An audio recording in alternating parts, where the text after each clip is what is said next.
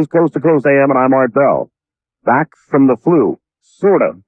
And I say sort of because I've still got a temperature running around 100, but we've got a lot to do, so let's get down to it. A powerful earthquake, as you know by now, rocked the Northwest today, shattering windows, showering bricks into sidewalks, sending terrified crowds running into the streets of Seattle and Portland, Oregon. Despite the 6.8 magnitude, damage and injuries were relatively minor, which experts attribute to the quake's depth. About 75 people treated in hospitals in Seattle and Olympia.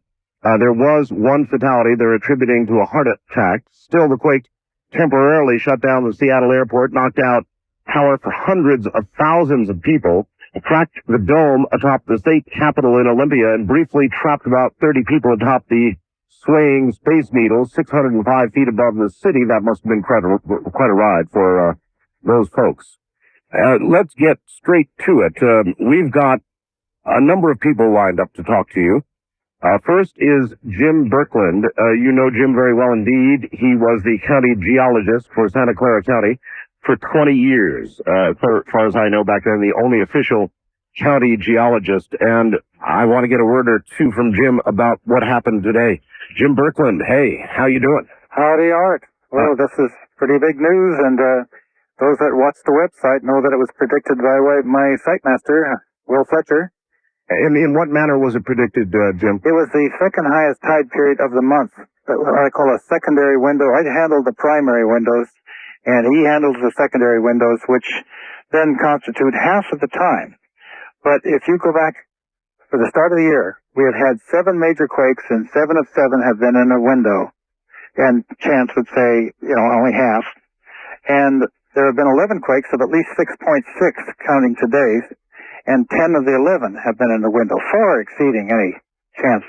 Well, while the news officially here, the Associated Press, sort of seems to suggest there wasn't a lot of damage. I was watching CNN actually when the story broke, and I've watched the damage from the helicopters all day long, and the damage to me looks pretty damn bad. They're talking $1 billion, and I could believe it.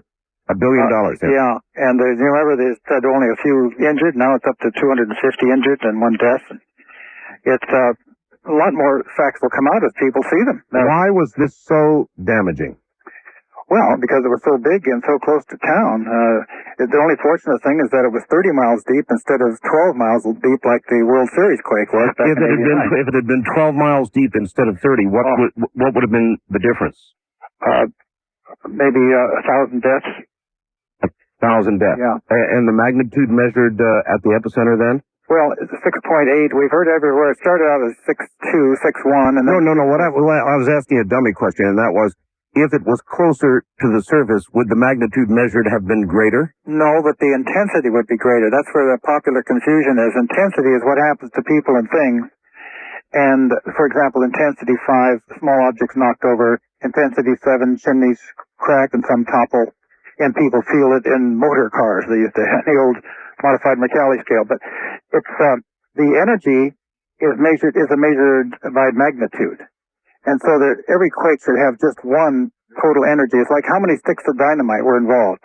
Then for the intensity, it was how close were you to the explosion, what kind of wall was between you and the explosion, that sort of thing. And then is the Richter scale, in a way, I'm just sitting here thinking about what you're saying, is the Richter scale really a totally reasonable way to predict how much damage there's going to be by the Richter reading? Well, they're related, but you could have a Richter 8 out in the middle of the Pacific, far away from any islands, and if it didn't have a tsunami, well, you wouldn't have any damage. Oh, yes, but I'm just referring to the depth now. The same given area, if the depth is different, the damage is going to be very different.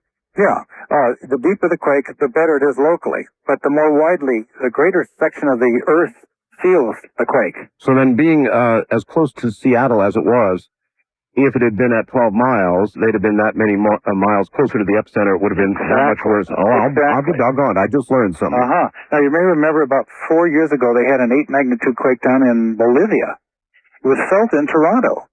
Felt in Texas. There never was a South American quake felt in North America before, but it was so deep, and it was like 600 miles deep. I remember that quake. But it didn't do any damage in Bolivia. Everybody just took a ride.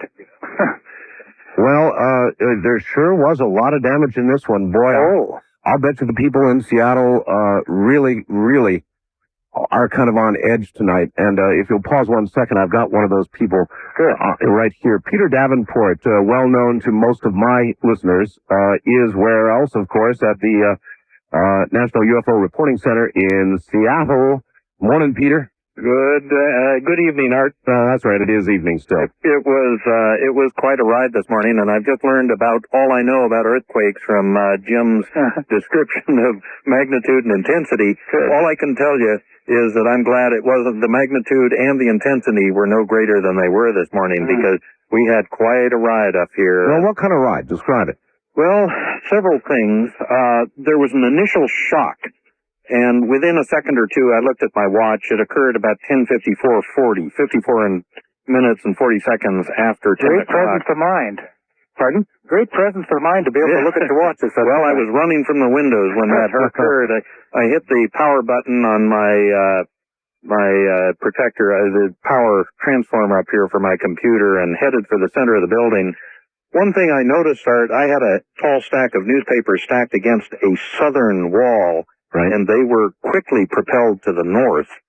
But interestingly, I had a pair of snow skis perched against a northern wall, quite precariously, it turns out. They weren't disturbed at all. It quickly led me to conjecture that the shock may have come from the south of Seattle, and apparently that was the case. Is that a reasonable assumption, Jim? Very, very good. That's how the original seismograph by the Chinese a couple thousand years ago was devised. Really? They had the little lion's heads, dragon heads with a little ball, and then they would drop off in a little pot. And whichever pot would have the ball in them, they know the direction was the opposite. There you go, Peter. Dead on. We had a cheap one. I've actually seen those devices in Peking. They're very interesting, and I'm not sure we've improved all that much in the last 2,000 years. Certainly not an earthquake prediction. Yeah. Interestingly, there was a stirring sensation to this, and that's reinforced by the fact that some of the drawers in my desks, which run east and west, were also slightly ajar. And I've spent all day trying to figure out how to come up with an equivalent or an analogy to what happened, but the closest I can get is being a grain of sand in the bottom of a gold panner's gold pan as he swirls it with water. The pan going one direction, the water going another, and the grain of sand still in a third direction. It was really a very, very interesting experience. I'm sure people who have been through these know perfectly well what I'm talking about, and of course scientists understand it, I'm sure too. Feeling of helplessness. Exactly. Wow.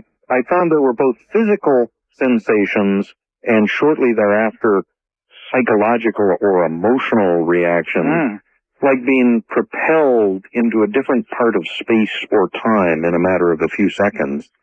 And you'll re-experience that over the next few days, wondering if you've just had another quake. Yeah, I've sensed that already, Jim. At 11:34 this morning, just about 40 minutes after the original event, I was sitting on my couch watching the news, and I had the sensation of another shock, but apparently the seismology lab here at the University of Washington, not 15 or 20 minutes walk from where I'm sitting, recorded that there were no aftershocks, so I would chalk that up to a psychological reaction. Oh yeah, that's very natural. Your house not cracked? You got away with all this? Or not as far as I know. I actually was moving away from the periphery of my apartment, assuming that the part closest to the center of the building would be the most durable.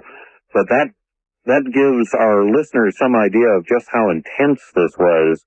And you know, we really, really dodged a bullet up here this morning. The overseer to this planet chose to smile on Seattle this first day of Lent, I believe, because just 8 hours before this quake occurred, we had 50,000 or so young people in downtown Seattle engaging in all sorts of debauchery, and that was the heart of the area of the city where most of the damage occurred. You know what, Peter, my wife said, see, they did it. They didn't quit at midnight the way they were supposed to, and now look. Well, there's been a lot of reports of edgy and antagonistic people and road rage. I have, on my website, a number of people reported these things from the Northwest in the last week.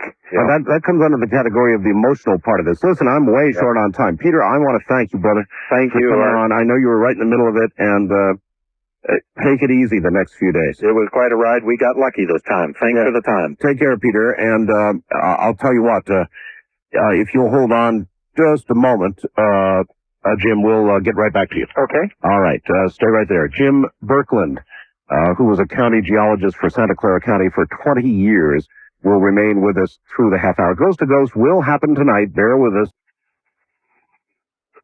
Yeah, that kind of a night, huh? Good morning.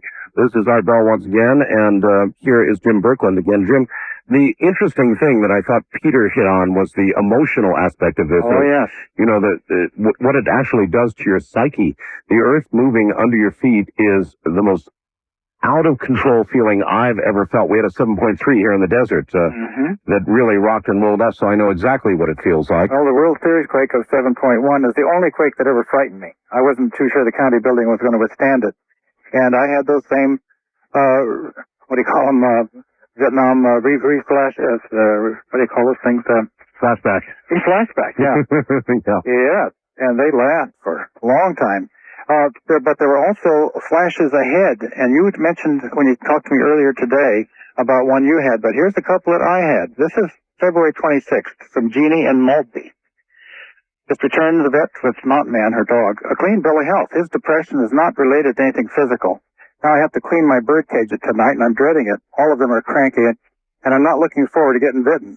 I'm experiencing right ear pain as I post right now and have had strange pains on the top of my head intermittently today. I don't usually get headaches on the top of my head, and every time I think it's going to really develop into something, it goes away. I honestly have a feeling something local is brewing. And then the next day, from Georgia, Digital Dave. The biggest something just hit me that I've ever experienced.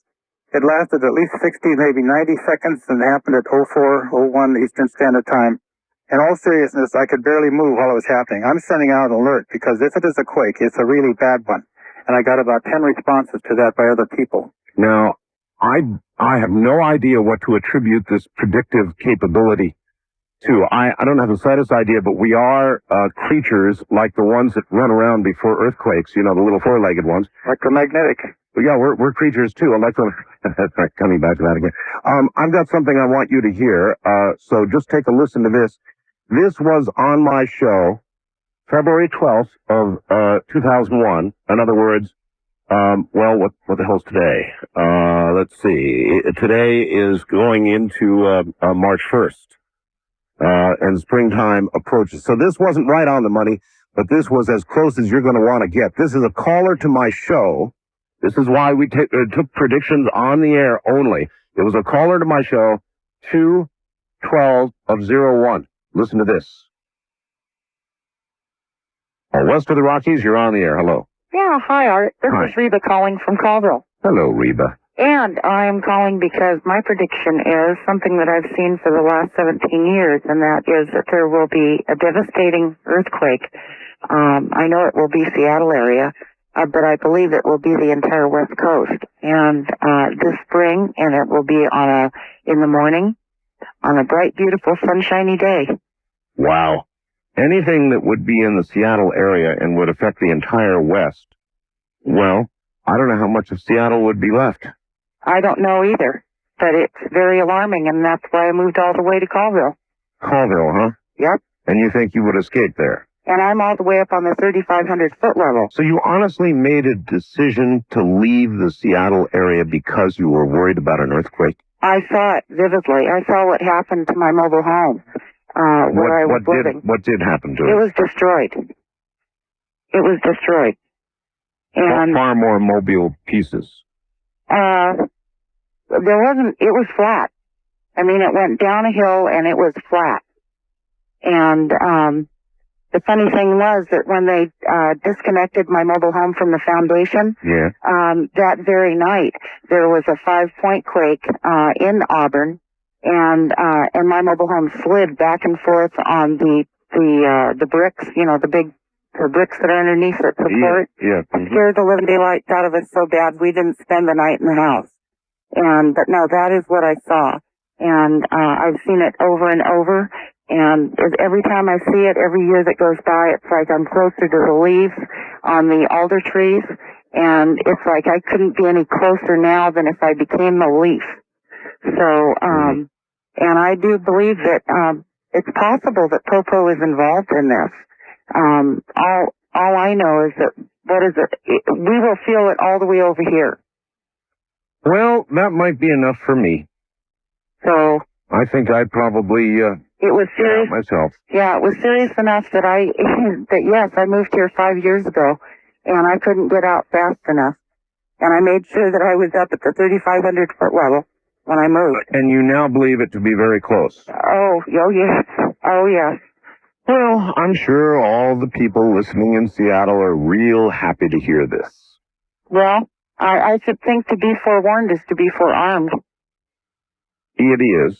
It is. But I mean, if you have, a house you've paid a lot of money for and have a big mortgage on and a job and the kids are in school and you're really involved in your community, it's not necessarily something you want to hear, but fair enough. Oh, I believe that the kids will be out of school by the time this happens, or at least I hope so. Mm-hmm. I do hope so. And I hope people take it serious. All right. I do. Sleepless, I'm sure, in Seattle. Thank you. All right, there it was. How do you account for predictions like that? 20 years ago, I would have said, oh, that's just coincidence. But I have become a believer. There are such things as psychic people. I've seen a number of these psychic predictions come true. And, okay, that was so close. I know. Yeah. Just like on my website there, syzygyjob.com, people can see what people have been saying. So they're all the past messages are there. And the birds were going crazy, and nobody's ever going to remember syzygy.com. So we're getting a link up. If you would please, Keith, get a link up. To tell you what happened, the last time there was a quake almost as strong. I mean, it was stronger than that. You have to go back to 1949 on April 13th, the day after the eclipse of the moon and the day after the closest approach of the moon for the month. There was a very good seismic window. This earthquake caused heavy damage over a wide area in Washington and Oregon. 8 persons were killed, many were injured. Total damage was estimated about $25 million in 1949 dollars. At Olympia, nearly all large buildings were damaged and water and gas mains were broken. A half-mile section of a 300-foot cliff toppled into Puget Sound near Tacoma. Many towns reported toppled chimneys, cracked walls, and fallen plaster. Felt area extended eastward to western Montana and southward to Cape Blanco, Oregon, magnitude 7.1. Now, I understood this one was felt in Salt Lake City, which really is a long ways away. But that's how deep it was, yeah. Jim, what is ahead? Is there anything else major that we should be watching out for anytime soon? This is a bad year. Having 7 magnitude 7s already, and in 1989 when we had the World Series quake, we only had 6 major quakes all year. And here's 2 months and we've had 7. But again, immediately ahead, Jim. Yes. March 7th through 14th is the next really good window. And what I call a seismic window. And again, I'm just getting out my newsletter tomorrow. It'll be in the mail. And I'm calling for another 3 to a 5.5 in the Seattle area. Seattle, gee. Yeah. But after this, I mean, I wrote this up before the main shock. And so you're bound to have aftershocks, even though they're quite correct in saying with these deeper earthquakes, you get fewer aftershocks. That's because down there's less water and the pressure is so great. It usually doesn't give you smaller quakes. It waits until it gets enough energy to give you a big quake. Asking you why we're having so many quakes, in fact, they're all around me. I don't know if you've been watching the maps, but they're all around. Oh, man. So, asking you why we're suddenly having so many, probably not a productive question, huh? Well, yes, we're at a solar max. That's one thing. And if you took the greatest solar flares in the last 30 years, tied for 4th place, were 2 in 1984 and in 1989, and both were within 2 days of the strongest 2 quakes in the Bay Area since 1911. All right, hold on to something strong, folks. How do people get your newsletter? Well, they can send me a sample. I'll send them a sample copy. If they send me business-sized envelope with a couple of dollars in it, and I'll mail them a recent copy of Syzygy. They must mail it to P.O. Box 1926, Glen Ellen, just like the wine, 2 words, Glen, capital ELLEN, California, 95442. Or to do it again real fast. P.O. Box 1926. Glen Ellen, Cal, 95442. All right. Jim, thank you so much for My coming. pleasure, Art. Sure, great to have you back. Thank you very much. Right. Good night, Jim. Night. That's Jim Birkland, who was the county geologist, the official one for Santa Clara County for 20 years. And I don't know what to tell you up there in Seattle. Hang on, folks. I'm Art Bellin from the high desert. This is Coast to Coast AM. That'd be me, all right, and it certainly is a weird night. Nights are strange. I can't tell you what's different, but certainly isn't the same as the daytime, is it? Good morning. Covering what has happened in Seattle, and in a moment, covering something that happened in Florida that connects directly to the Ghost to Ghost show that we're going to be doing tonight. So stay right where you are. Dark nights just like these, huh? My affiliate in Cleveland, Ohio, is one of the nation's great old, gigantic clear channel radio stations, WTAM 1100 in Cleveland.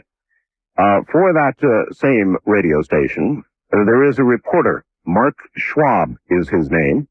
That's SCHWAB. He's a sports news and sports reporter. And I began getting faxes, emails and faxes, a couple of weeks ago, maybe not that long ago, and as we were contemplating the Ghost to Ghost program, people would write and say, did you know that there was a major incident with a sports reporter for WTAM? And I kept getting them, and finally, of course, I decided to call WTAM in Cleveland and find out what was going on, and here's the guy who can tell us, Mark Schwab. Mark, welcome. Top of the very early morning to you, Art, from Central Florida. To you as well. WTAM had sent you to Florida to do what? Cover the Indians, spring training with the flagship home of the tribe, and the Indians happen to be my beat, so when spring training rolls around, I pack up, head to Winter Haven, Florida, where they practice and get ready for the season, and stay there until the season starts. Oh, well, so then you're the guy who kind of looks them over and gives Cleveland a preview of what their team might or might not do. Exactly. Uh-huh. How do they look, by the way? On paper, they're excellent. On paper, they're excellent. They lost some guys, they brought some new guys in, and now, it's whether or not the new faces blend with the old, the team chemistry clicks, and a few questions in the pitching staff get ironed out, but there's so many question marks that a few of the ifs are bound to pan out, so they should be all right this year. All right, so how long then? You stay there a total of how long? I flew in on February 15th. I go home March 30th. What'd you do? Rent an apartment or stay in a hotel or what? They went to a country club and rented one big house. Oh. For all of us to stay in, because I'm down here, and then eventually our show hosts will trickle in, and they'll do shows from down here, so there'll be more than one of us here eventually. There'll be 2, 3, 4, 5 of us, so they just rented one big house and put us all in there. One big house? One big house. And therein lies, I guess, the issue. Actually, I've got to tell you now, my emails could have been wrong, but they said that you got so scared, so freaked out over whatever it was that was happening that you refused to stay in the house. Yeah, it got to the point I left one morning at 4:15 in the morning after hearing about an hour's worth of stuff. And, it was kind of funny because I'm so skeptical and hard-headed about this kind of stuff. I still don't believe in it. I guess. I don't know. It was, I'm usually the first person to tell someone they're an idiot or on crack when they say their house is haunted. So it took a bit for me to finally get out of there. Well, it's a long trip from they've got to be on crack to I'm out of here. Yeah. So what the heck happened? All right. I flew in on a Thursday, which was the 15th. The main event, I guess you could say, it really started to hit the fan on Sunday night, but for the 4 days prior, I just noticed it was a noisy house. Some houses are noisy, appliances are loud, or you'll hear creaks or whatever, and those are just house noises. Yeah, I've been in houses with bad pipes, and they're creepy. They make creepy sounds. Yeah. It was weird, though, because I'd be in the living room on the couch, and it would sound like somebody was walking in the bedroom down the hall. Uh-huh. It sounded like there would be a second person in there, but I just wrote it off as noise and figured, whatever. You're the only one here. Just don't worry about it. And you knew you weren't doing lines of crack or whatever. Yeah, you know, and I've never touched a drug in my life, and I barely drink, so. All right. So, so let's go through 4 days of that, and then Sunday night, technically Monday morning, 3:04 a.m., an alarm clock goes off. And I thought it was mine at first because I had to get up at 7, looked up, it wasn't 7 o'clock, and it wasn't my alarm. It was one in a bedroom down the hall, a room that I hadn't been in 3 days, and a clock that I had never touched. mm-hmm. So I roll running down the hall, I turned this thing off, and how did this get on? And I thought somebody maybe had broke into the place. So I looked over the place, and nobody was in. The doors are still locked. I said, okay. I went back to bed, and I'm laying in there. And it's driving me nuts. How did that clock get on? Mm-hmm. So I start hearing noise. Sounds like footsteps. Yeah, like somebody's walking in the living room or walking through a bedroom. I'm thinking, there is somebody in this place. But still, even at that point, a logical mind would say somebody's breaking in. Yeah. Or had you already gone past that, you knew nobody was in? I mean, where was your head at that? At this point, I knew I had looked over and I didn't see anybody, but not really one to assume, oh, it must be a ghost. The logical explanation to me is there's got to be somebody in here and I just didn't see him. Sure. So I'm listening and I'm still hearing every once in a while it sounds like people walking around. And for about 10, 15 minutes of listening to this, from laying in my bed, I could see a little night light plugged in down the hall. And it's one of those really cheap night lights that just plug right into the wall, and there's a little bulb on it that lights up orange. Yeah. Must be like a half a candle power, and they've been around since like 1920. I know the ones. Okay. So there's one out there. And all of a sudden it just goes off like the flash bulb on a camera. It just goes off that bright. It gets dark. I'm thinking, what is that? And I figure, okay, bulb must have just been burning out. That was its last hurrah. Right. That's why it's dark now. But I still can't figure out why every once in a while I'm hearing footsteps. And then there's a sliding door next to the bed and leading out to the pool. And I hear this next to the sliding door. And the porch isn't closed. So I knew couldn't have been anybody in there. So I'm like, what the? Yeah, that would have been enough for me right there. That would have been my limit. Oh, yeah? Yeah. Okay, so I hear a swish, and I had no idea what that was. I'm thinking middle of the night, maybe I'm hearing stuff, I don't know. Well, I don't know, another 10, 15 minutes goes by, and it sounds like somebody, you know what it sounds like when you put a glass of water down on a counter? Sure. Okay, got that sound from a bathroom down the hall. And I'm like, what? And this is now reassuring to me that somebody is in the house. Somebody has broken in, I'm convinced. And I still hear more footsteps every once in a while. Well, another 15, 20 minutes go by. The night light in the hall flashes up real bright again. There went my theory of the bulb had just burned out. Oh, you mean, also, oh my, back to life. Yeah, came again, real bright. And then it just died. So I'm laying there in bed, trying to justify all this. I look at the clock, and suddenly it's almost 4 a.m. No, it's past, I don't know, 4 o'clock, 4:05. And I'm like, I'm talking to myself now, you know. Schwab, you've been awake an hour in the middle of the night, listening to the noises, and for whatever reason being scared. Nobody's in here, the doors are locked, shut up and go to sleep, you gotta be up early. Sure. So I roll over, shut my eyes, and then had them shut for about 15 seconds, and I will go to my grave wearing the footsteps I heard in the hallway. Heard somebody walk into the bedroom and walk right up to the bed so close to it that I could have, reached out and grabbed them. Open my eyes, there's nobody there. Throw on the light, grab an iron, because it was the only thing I could find in the bedroom that resembled a weapon. Did a once-over of the place. Couldn't find a soul. At that point, I didn't know what to do, so I just figured I gotta get out of here. I got dressed, threw on my contact lenses, and basically ducked out the back door, got in the car, and left. And went, what, to a motel or something? No, I went to a payphone. Payphone. I got it was about 4:10, 4:15, but the time I got out of there, excuse me, Called my wife. I just woke her up. Just like, hon, just bear with me for a minute. Tell me if I'm crazy. So I relayed everything to her, and she's like, no, I would have got out of there a lot sooner than you did. Yeah, me too. So I don't know what I did. Went and got a cup of coffee, called a couple people, called my minister. Your minister? Yeah. Oh, that's interesting. What He's is a friend of the family. And what did he say? He said, I relayed everything to him. He's like, yep, sounds like you might have something in there. And as a Christian, you believe that they can't hurt you. They can scare you, but they can't harm you. So he told me that, and I had already knew that anyway. He basically reassured me. So that got me enough gumption to at least go back in around 7 o'clock. And You went back?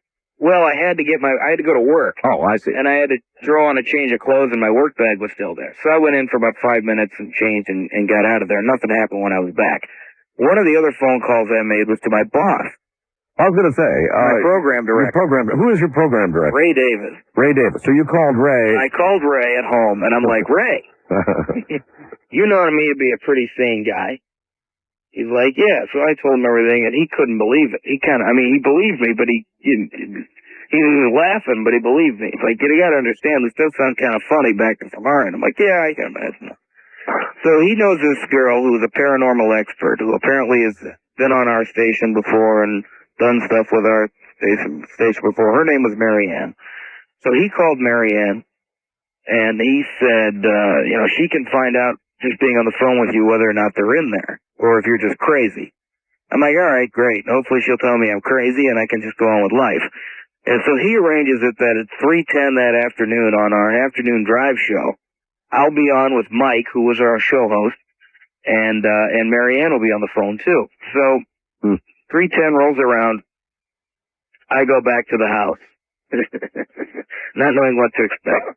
Everything was cool. I walked in, I didn't have anything throwing stuff at me. Yeah. So I get on the phone, I recount my story to Mike, and everyone is listening. He thinks I'm half nuts, and then she starts to tell me what's up. She's like, well, I'll tell you this, where's the room with the twin beds? I'm like, I never told you I had twin beds. So. Did you tell anybody? No. No, okay. No. So she's like, well, one is in there. It's a female. She's around 55. I'm like, oh, all right. Great. No, that was a male. I'm sorry. That was 55. She said, I see like some kind of a split dresser with a mirror or something. I'm like, that's in the master bedroom. She's like, well, that's where the other one is. That's a female, around the same age. I'm like, okay. At this point, I'm like officially freaked out. And this is all on the air. This is on the air, which, by the way, was about the only thing keeping me sane through this afternoon. So she tells me then, is there something on the sink like a bag? I said, yeah. At first I said no, and then I saw the bag, and she said, all right, she has moved. She is now there. And is there something like a bookshelf or maybe an entertainment center somewhere in their room? And there was an entertainment center with a TV in it. That was behind me. And she's like, okay, he's moved. He's now there, which would put them bookending me on each side of me by about 5 feet. So she's following them foot for foot around the house. Yeah. Oh, my. So I'm like, look to my left, look to my right. I'm like, so there's one on each side of me. She said, yes. And apparently that made them aware that I was aware of them, because then the swishing sound, which she had told me earlier in the conversation, the swishing sound that I heard the night before was them moving. So the swishing sound then all of a sudden picked up. Just. While you were on the air? While I'm on the air. Now, I had no windows open, no air conditioning on, no doors open. And for anyone that said, and I was trying to say at first, that's just a breeze. I'm still trying to convince myself that nothing was going on, but breezes don't turn corners. No, breezes don't go straight and hook a right. No, that's right. So, it was picking up. Just, they're flying all over the place. Oh my God. So I'm on the air with them, and I'm kind of, and Mike would be talking to Marianne saying, so what are they going to do? Are they going to come after one? And I would occasionally be like, hey, they're moving again. Here's what's going on. And I was on with Mike for about an hour. A full hour of this. A full hour of this stuff. Great. I was on hold and ready to hang up during our 4 o'clock newscast, which would have been around the clock, top of the hour, been an hour. And all of a sudden I hear a water faucet in the bathroom down the hall just like start to run a little bit of water. Nobody else is in the house? Nobody else is in the house. And then I start hearing all this splashing. Splashing? Now I'm trying to think what the heck that is. And then it hits me. The pool is behind me. Uh-huh. And nobody was in the pool. The pool was enclosed. Nobody could have got into it. I didn't have a neighbor nearby with kids in a pool. All this splashing and stuff going on. I'm like, great. They're swimming. Yeah, they're swimming. Wonderful. So I packed up. They told me they were sending me what are called smudge sticks, which I guess is like an incense that bothers the ghost.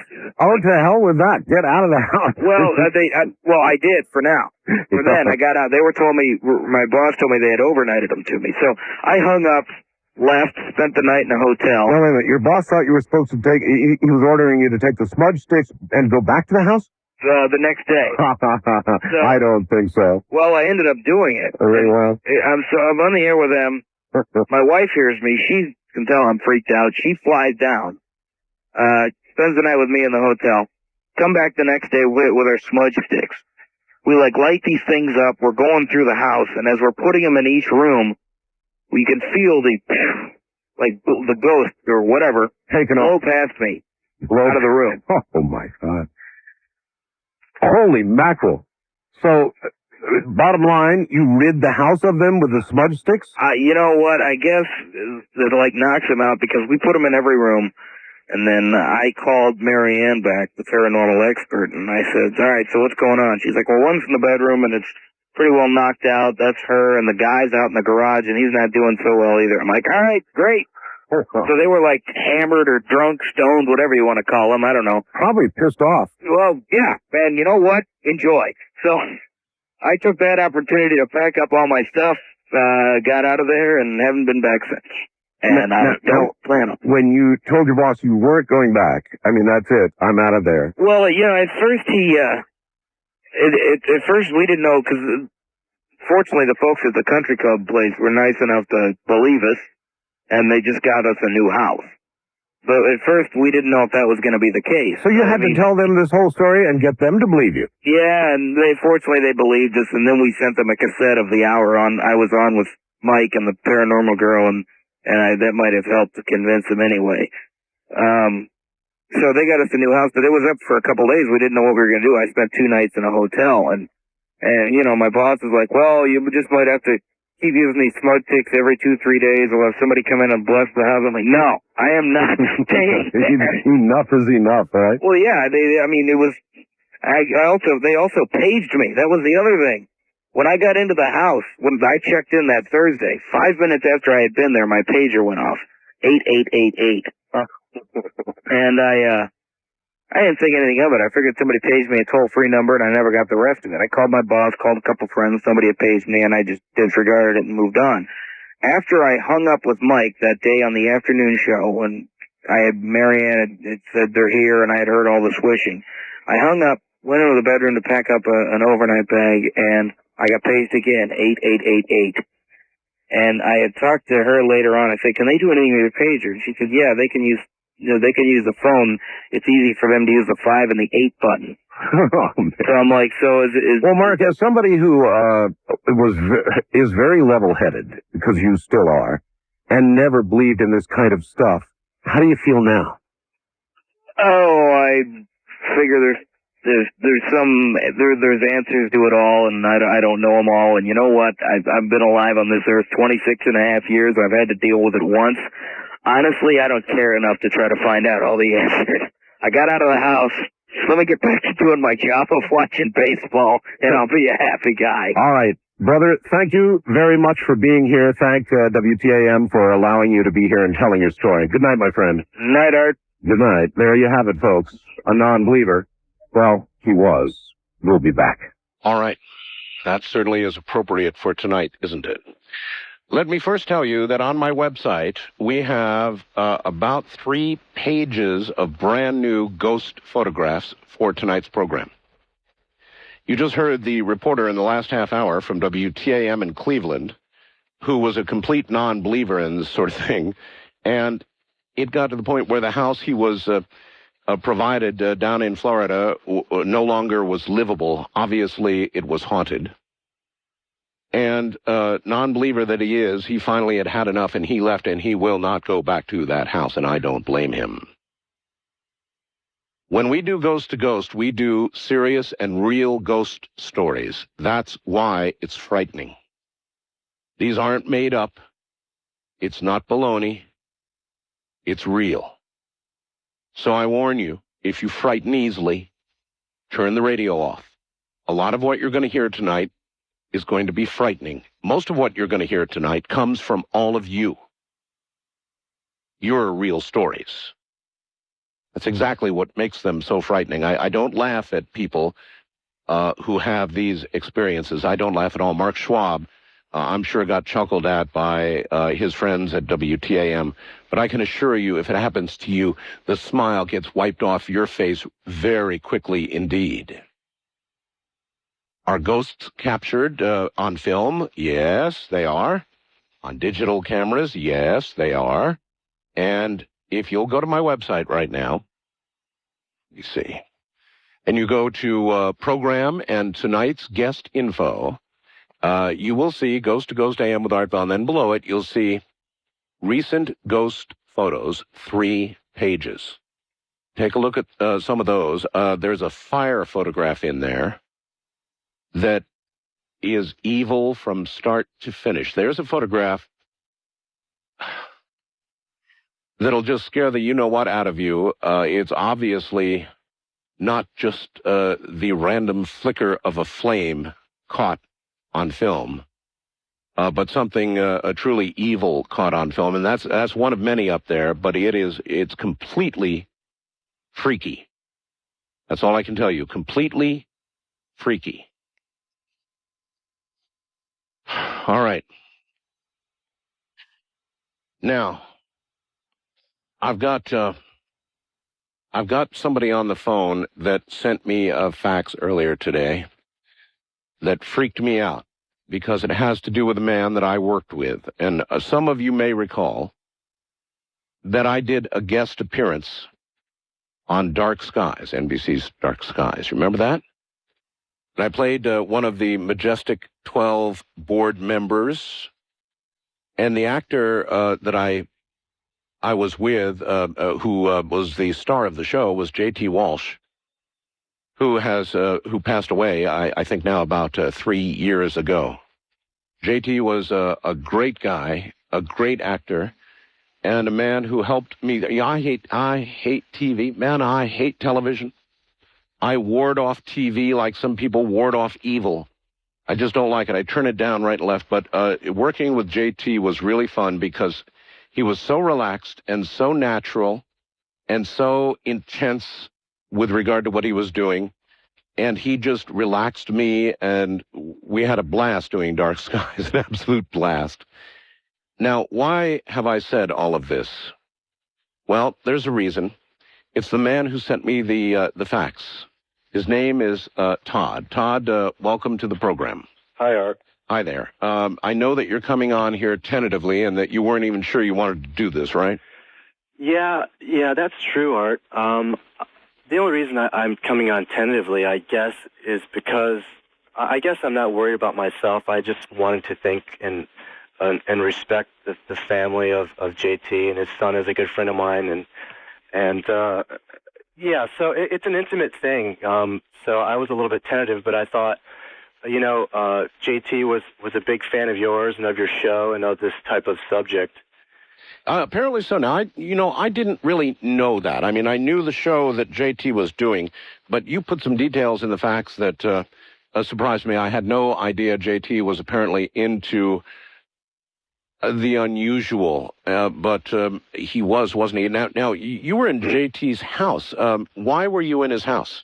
Well, his son, as I mentioned, is a good friend of mine. And about 2 years after JT passed, myself and 2 other friends moved into the house with his son. I met his son or I should say his son met me at the airport, believe it or not. Right. JT sent his son down to the airport when I came to do that episode of Dark Skies, so I met his son. Very nice fellow. Yeah, he actually had mentioned that to me once before. Oh, no kidding. Yeah. All right, so you moved into the house with his son and then one other? Actually, two other people. Two others, all right. And we all from time to time had a number of experiences, but I think that I probably, for some reason, had the most, or kind of absorbed the brunt of the experiences. As a matter of fact, as that last guest that you just had on there, I just wanted to say that those types of stories in the house were were a common type occurrence. What kind of, like what? Well, first of all, I want to say that I always got the sense that this spirit in the house was not a mean spirit. As a matter of fact, it was quite friendly, and just the sense that I got, and I got the sense that this spirit actually kind of liked us being there and living in the house. But, well, here's one. Okay, well, just before you go on, you wrote, I also want to point out the study, which I guess you're going to talk about, was filled with books paralleling the topics of your show, including books on ghosts and communicating from the other side. This is in J.T. Walsh's house, right? That's correct. Okay. So some I still have in my possession to this day. You say including a copy of the script from the episode that I was in with him? Dark Skies, yeah. You're kidding. No. As a matter of fact, Art, I learned of JT's death from your show. I was driving in my car late that night, and I was friends with John, although I didn't know JT in life. I was friends with John. I was riding home late at night listening to your show, and I learned of JT's death from your program, from your voice. So JT obviously was considering all of this, whether there was life after death, and if there was, could one communicate from the other side? He was obviously considering all this. Most definitely. In my opinion. So then,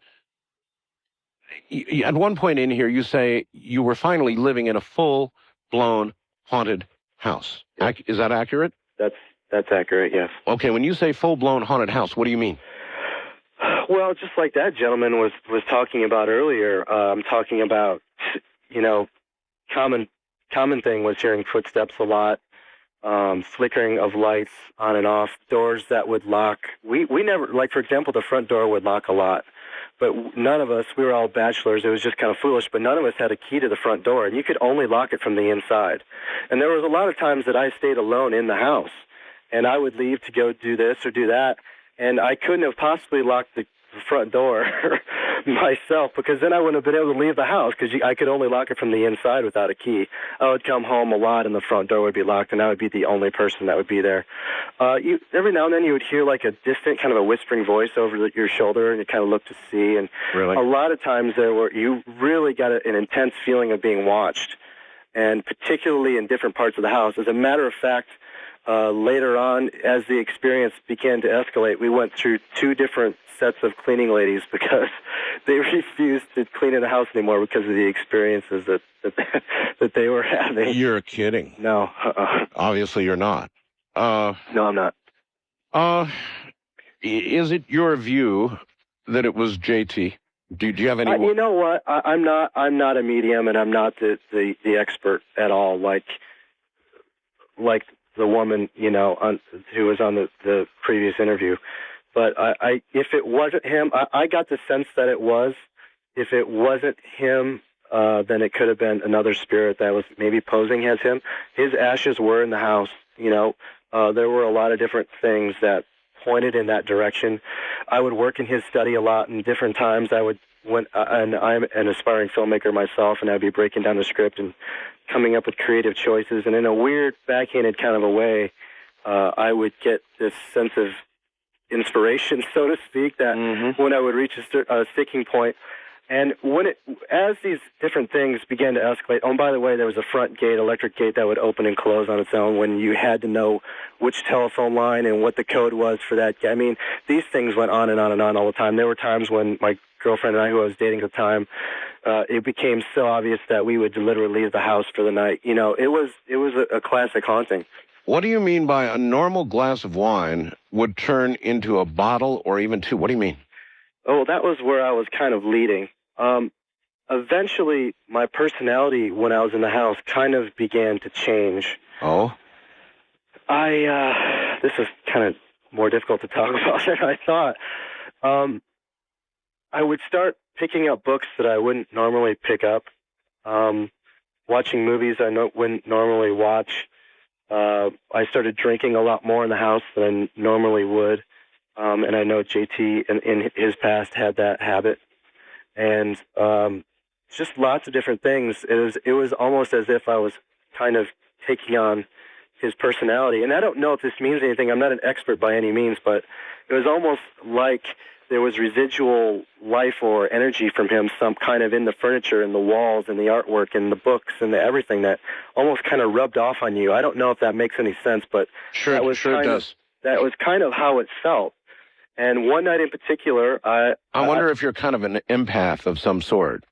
That would be somebody who is able to feel what others are feeling. That imprint is on them, and they essentially start to become that and start to feel the pain, if not more, from that person or entity in this case. I think that's probably true. At any rate, my personality when I was in the house was kind of starting to change, and this night in particular was getting close toward the sale of the house, and which was kind of another factor. Things really kind of started to escalate, particularly with my kind of empathic experience, as you put it. And I just was going to start off by having a glass of wine, and a glass of wine led to, those big, huge bottles of wine that are almost as big as 2 or 3. Yeah. Well, I ended up drinking that whole thing by myself in the hot tub that night and breaking glass all over the house. Now, there are people who are going to say doing that could cause delusions. Well, that's probably true. And I would admit that, But it may be just coincidence. It may have just been an unconscious thing. But the next morning, the realtor was coming to show the house, which was obviously wasn't a very good thing. But I always kind of got the sense that whatever the spirit was didn't want us to leave and didn't want any new people to come in. Now, that would make sense, wouldn't it? It did kind of at the time, yeah. Since his son was there. That's correct. That would make all the sense in the world. And by the way, what did his son say about? Did you talk with him about this? We did, and there were, the other guys in the house were having pretty intense experiences as well. He had mentioned that there were other friends and family, close friends and family that he had noticed other things, and he didn't deny the fact, but he didn't quite have the intense experiences I don't think that we had. So I don't know if in a weird kind of a way it kind of comforted him, or I can't really speak for him, but he was aware of it, but I just don't think to the extent that we were. Well, J.T. Walsh was a very, very strong personality. Mm-hmm. So it would not surprise me that in death, if it were possible, and if we don't know half of what we know about the other side, and right. And it goes. I'm still learning, as everybody else is, but such a strong, dominant personality might indeed make an imprint of the sort that you described on somebody living in that house, particularly shortly after death. I really can see that happening. It wouldn't surprise me at all. Although, I will say for a large part of this, even though you kind of became aware, of this was happening, you still are kind of in a sense of denial when things happen to you right in front of your face. When the door locks right in front of your face or whatever it might be, you still are in a sense of denial about it. You don't live every moment while you're in a house like this where you're constantly thinking about it. Sure. Which kind of leads to my last story. This gets a little bit crazier. That's okay. Go ahead. Well, one of the things that would happen to me a lot, almost nightly, is my bed would shake. And there would be the fresh smell of smoke coming from the next room, which was the smoking room. And JT was a smoker and, things like that, which I don't know if that's the case or not. But your bed would shake? My bed would shake almost nightly. And how hard? I mean, I remember until I woke up. You remember The Exorcist? Yeah, but it was never anything like that. But enough to wake you up. And usually it would until I woke up. And after a while, it would actually continue to shake after I was awake. And then after a while, again, it would just start shaking even before I fell asleep. And sometimes I couldn't tell if it was the bed that was shaking or if I knew it was shaking when I woke up and my heart was pounding so hard that it was my heart that was causing it. And yet sometimes I would feel like things in the mattress and like fingers and things like that. But and I actually checked the mattress to see if there was mice in it, and with my roommates and all kinds of stuff, and there was nothing. They happen almost every night. But this one night in particular, I had fallen into a very deep sleep, and I hadn't slept very deeply lately because of the shaking bed stuff. And I had reached this very deep place in sleep with, that point where you kind of start to reach almost a sleep paralysis? Absolutely. You know what I mean? Of course. Well, it was almost as if, and I don't know this for certain, but this is the impression that I got, that whatever this being or entity was waiting for me to reach that place. And the moment that I did, I could almost see that it was almost as if it was a shadow-type being, grabbed my right arm from the right side of my bed and started to pull me out of my body. Pull you out of your body? Pull me out of my own body, yes, that's correct. And it actually became a struggle for quite a while. It seemed like a long time, but I'm sure it was only just a few seconds. And I got the sense that this being was almost trying to get inside of me. I don't know if that's what it was, if it was just my imagination. I know it wasn't a dream. I know that for sure. And because as soon as I snapped back and kind of got right back into myself, I was awake right away. And that was by far even though things that happened physically in the house and things like that, that was by far the most dramatic experience. All right. Well, you and I guess then have no way to know that it was J.T. Walsh, but it was his house shortly after he passed away. So that's some story, my friend. I really appreciate your telling us. I assume that house has now been sold. Yes, it has. And so you're not experiencing it anymore. What we can hope is that JT is at peace. I'm sure he is. He certainly deserves it. I think so. Thank you, my friend. Have a good night. Good night. I don't know. You decide. I'm Art Bell. This is Coast to Coast AM. Here on out tonight, the only thing we're doing is taking your ghost stories. And by that, I mean the real ones, the serious ones, not the little insignificant ones, but the serious ones. It's called Ghost to Ghost, and it's coming right up. It's nighttime. It's the time you do this sort of thing. This is Ghost to Ghost, and I turn the rest of the night over to all of you. Let us begin. On the first-time caller line, you're on the air. Good morning. Hello? Hello. Art. Yes. How's it going? Fine. Where are you? I'm in Ellensburg. Ellensburg, Washington. Washington, where I felt the quake. I was going to be the next question. Yeah, you did feel it. All right. Well, I have several stories of the same type. I'll tell you one. Just give me your best shot. The most recent, I was asleep at my girlfriend's place, and I had had a bad cough, and so during the night while I was coughing, I popped a lozenge in my mouth, and I felt 4 taps on my shoulder. I was asleep with the cough drop in my mouth. You're not supposed to do that anyway. Right. With a cough drop in your mouth. Right. Right. Well, it was the only way I could sleep. Right. And they were such heavy taps that I woke my girlfriend and asked her, did you have to hit me like that? Yep. And it just made sense that I thought it was her telling me I had a cough drop in my mouth. But it was such a serious physical touch that there could be no way that it was anything else than her. Only it was. No, it wasn't. Yes, it was something other than her. Oh, yes, yeah. So? I thought so. And those are my other stories. So what do you think had hold of you? Well, I don't know. I don't know if it was ethereal or just paranormal or I don't know. I have no idea. Maybe it's something that wanted you to go somewhere. Or not go somewhere. Or not go somewhere. By, not choking or whatever, because it was in the very back of my throat when I woke up. The lozenge?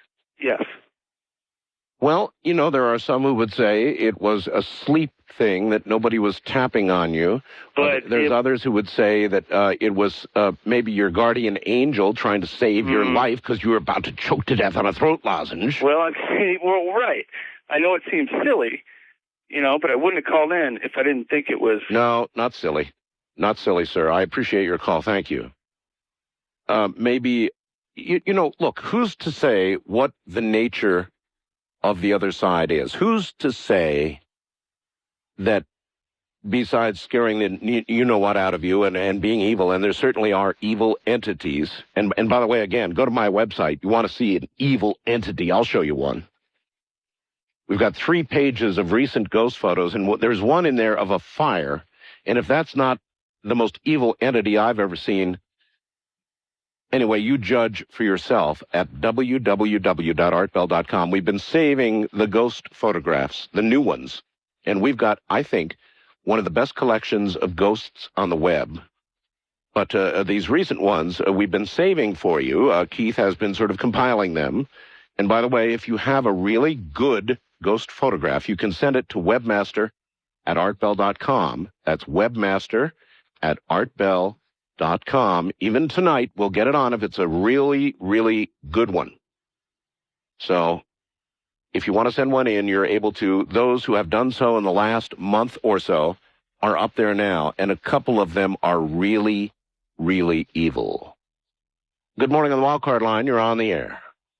Hello? Hello. Hello, Mr. Art Bell, sir. Yes. My name is Josh. I'm in Seattle, Washington. Oh, Seattle. And the first Ground question I'm zero. going to ask is, did I feel the earthquake? Yeah, you And did, yeah, I did, obviously. definitely. Where were you? I was actually walking. I live up on the hill near White Center. Right. I was walking down the hill towards my bus stop, and I can see all of Seattle from there. And it was like kind of waving one way, and I was waving the other way. It was very like disorientating. Yes. But yeah, so it was pretty weird. Yeah, I actually do have a lot of better ghost stories than this one, but I want to tell this one because I actually caught a voice on tape. Oh. And I'd like to try to play that for you if I can. Oh. Yeah.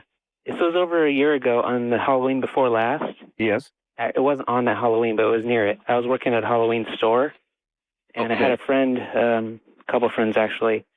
They were telling me about weird stuff they saw around their apartment in Seattle, near SeaTac area. Right.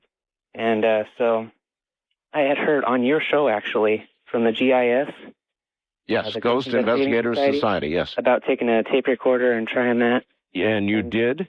Yeah, I actually thought, maybe I'll try that. So I went and bought a brand new tape recorder from Radio Shack. Right. I have exactly the one I'm holding right now. And we went there, and the first question we asked was the one that I guess they suggested you should ask first, is anybody here kind of question. Right. And I'm sorry, I'm a little shaky right now. No, that's all right. Just relax. It's actually a pretty weird thing you're going to hear. If you can actually hear it, I'll try. All right. Now, before you play it, tell me what it's going to say. I have no idea. It does not sound like English. It sounds like Arabian or something. All right. Now, this is let's qualify a brand new tape recorder, and I hope a brand new tape. Yes, a very brand new tape. Bought at Radio Shack as well. Okay. All right. Good enough. And so you asked if anybody was there, and what we're about to hear is what came back to you. Yeah. I got to let you know, though, at first, when we first played it back, it just sounded kind of like a background whispering. Yes. But I also knew some people who had equipment to amplify it and take out the noise. Yeah, of course. Noise. Yep. Right, and so it sounds kind of wavy. All right, that's right. Go ahead. Let's hear it. Okay, but it's going to play it twice now, and this is exactly what we heard at the first question, and we got no responses to any other questions after this. All right. Okay, here it goes. Anybody in here? Anybody in here? Oh, man. Okay, now did you hear that? Oh, yes, I heard that isn't that clearly. amazing? Yes, that's amazing. Oh, my God. I'm not going to say for sure that this is totally genuine. It did go out of my hands for a couple minutes, but as far as I can tell, this is totally genuine. So, yes, but before you had it analyzed for noise or to try to filter out the noise, which is a common thing to do in audio, you obviously heard something on the tape or you would not have given it to somebody to analyze. Yeah, it just sounded kind of a whisper, kind of like kind of thing. I've got you. But it didn't answer anything like that after any of our other questions, like what is your name or anything like that. And I actually ended up living at this place a little while later because I needed some roommates. And I did actually witness some dishes flying off of a kitchen counter when we were talking something about tarot cards, and I said something about they're not evil, and then these dishes went flying off the counter. Do me a favor. Next time you're in the house, instead of asking, is there anybody here, try this question. Want to take a ride? Oh, boy. Yeah, I just might. Yeah, and good luck to you, and thank you very much for the story and the tape, too. Oh, my goodness. Now, the young man had a tape recorder and a blank tape and caught that. Now you tell me, what was that? What did we hear? I think we heard something from the other side. I think we heard something from an entity. Could we understand it? No. But the way it sounded, I'm not sure we would want to understand it. And I was kind of joking about asking anything further, because if I got that kind of answer, I know the GIS folks do this kind of thing every day. But there's no way in the world that I would have proceeded past getting that answer. East of the Rockies, you're on the air. Hi. Mark. Yes. How you doing? Bob from Philadelphia? Yes. Hi, Bob. Okay. This is not a real long story, but it's a little complicated. My father was a dentist. He purchased a house to put his practice in back in the early 1940s. I was born in 41. As a child, I went to the house while it was being renovated. Yes, sir. And on the second floor, it's a 3-story building. On the second floor, I felt really freezing cold, unusually cold, considering the rest of the building wasn't chilly in any way. And I felt that I was being watched. Well, my father said, no, you're just, being silly, so forth and so on. I didn't start to actually live in the building until the 1960s. And I was brought up to be one of these people who, did not, in fact, believe in any such thing as paranormal, ghosts, any of that kind of thing. I understand, yes. And the deal is that I purchased the house in 1970. I got married, and my wife and I lived in this house. Mm-hmm. Anyway, my wife had said to me, you're talking to yourself. Why are you talking to yourself? And I said, that's not me. She said, well, why, isn't it you? Who's doing the talking if it's not you? There's only 2 of us here. Right. And I said, turn on the water. I happened to be in the bathroom at the time, which is a pretty good-sized room. I said, turn on the water in the sink. And she turned it on. I said, can you hear these voices better? Yeah. I said, turn on the tub. And then there was an electric space heater in there. Well, anyway, we turned everything on. And the louder the background noise became, the louder the voices became, until she was able to recognize that it was a man and a woman arguing. So, at any rate, we had problems with items that were missing or moved, like photos, magazines, tools. And I decided, since I was a commercial photographer, that what I would do is that I would try and see if there was any way to take a picture of whatever this was. Oh. I had purchased, you know what Heath Kit is, right, or was? I built more Heath Kits than I can tell you. Yes, well, I have a closet full of those myself. That was an electronics manufacturer, folks, of old ham gear, and in fact, they did audio, even television, in Benton Harbor, Michigan, I believe, right? That's right. That's exactly right. I built a little GR104, portable TV, and I built radios. And anyway, one of the things that I had done is I had purchased a bunch of kits that all had to do with security. There was, ultrasonic detectors, with transducers. There were all kinds. There was a base unit, a phone dialer, a whole bunch of this stuff. Sure. And when we turned it on for the first time, of course, basically my wife thought that it was, something I had done that was wrong, but it wouldn't be on very long, especially at night, until, of course, the alarm went off. And it came down to the point where we shut the units off until we found out which one of the ones was going off the most. And I, of course, replaced it. And we had the same problem. And I did it 2 or 3 times. So I said, I'll bet you that whatever it is that's been, causing these noises and problems, again, second floor, 3-floor building, it was right there on the second floor. The one that faced the length way down the hall was the one that kept going off. So I said, if we can detect it, we can photograph it, because we'll be able to use something like aeroectochrome or whatever, and, strobe lights, oh, no, that makes all the sense in the world. You've got a way of identifying roughly where it is, so... Oh, the exact distance. You can set up and catch it. Yeah, I've got you. And, at one point, I had even bought a kit from Polaroid, the Polaroid ultrasonics. Oh, yes. For distance measurement. Yes. And, at any rate, I wanted to set up a test. I wanted to see, if, what time of day was best. And, so I set this unit up and I took it down. It was above the door, mounted to the door frame. I took it down and I put it on top of one of the drawing table benches that I had, right, which is about 3 foot tall. Right. Just to make sure, I put some plywood through the rungs, and I put some encyclopedia on top of that. and I put the wire down through the door into the rear room. The hall runs east and west. There was a rear steps coming off just behind where this was. It went north-south, and the front stairway, again, ran east and west and met the hall in the middle. So anyway, you were setting up an entity photographic trap. yes, exactly what I was doing. All right, and? I didn't know whether I'd have to backlight this, frontlight this, but I just wanted to know. So anyway, I waited till my wife had gone out.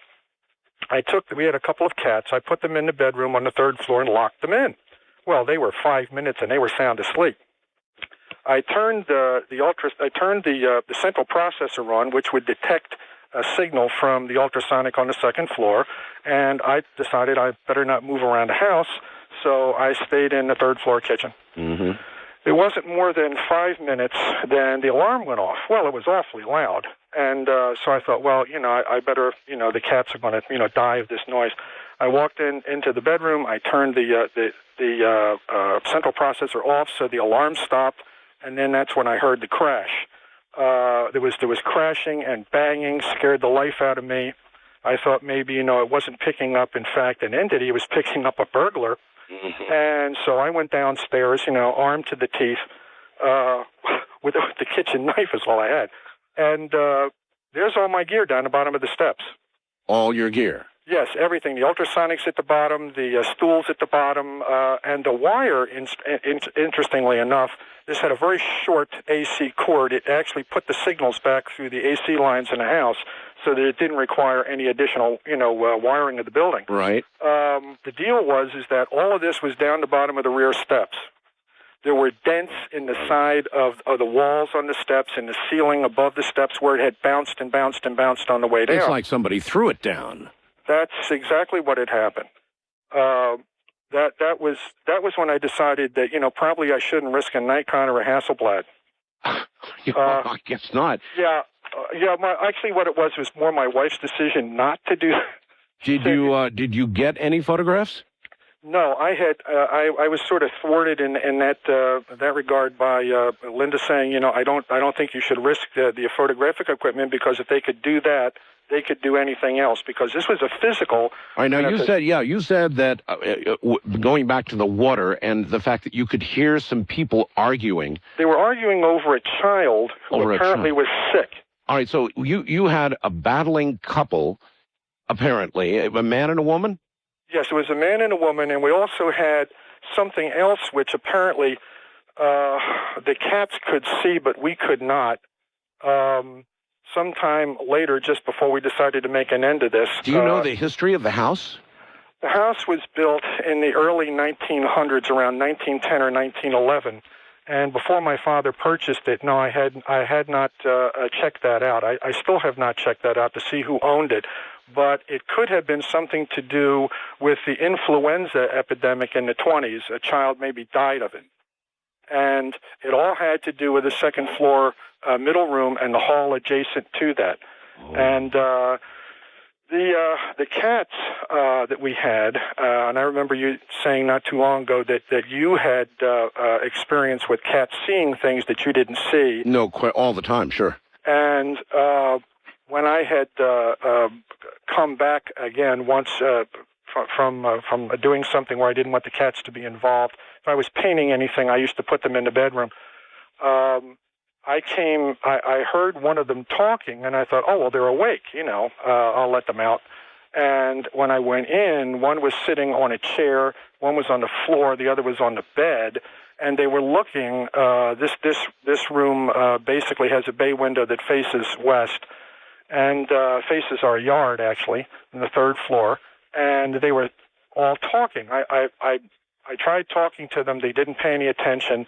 So I turned one around physically. Now, of course, they never bit us and they never scratched us. So they just simply, tried to regain their original position with respect to that corner of the room. Right. They were looking just below the ceiling, which is very high, probably about 8 feet off the floor is where they were looking.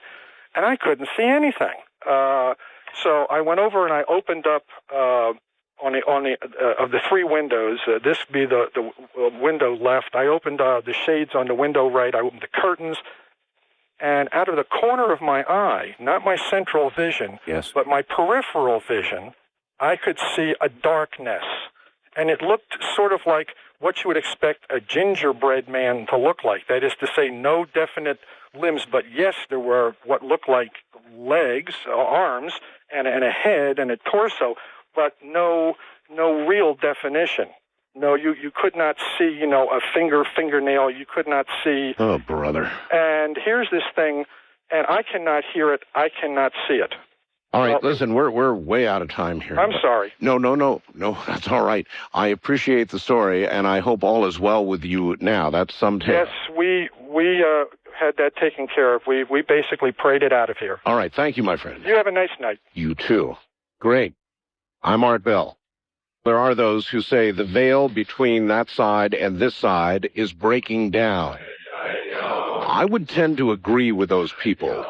As you listen to the stories tonight, the contemporary stories, the ones that have literally happened in the last few days, in the last year or so, the frequency of these stories, the intensity of these stories, to me, kind of says something is changing.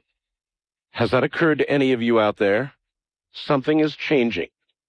Maybe the veil between here and there is beginning to slip away or change. I really don't know.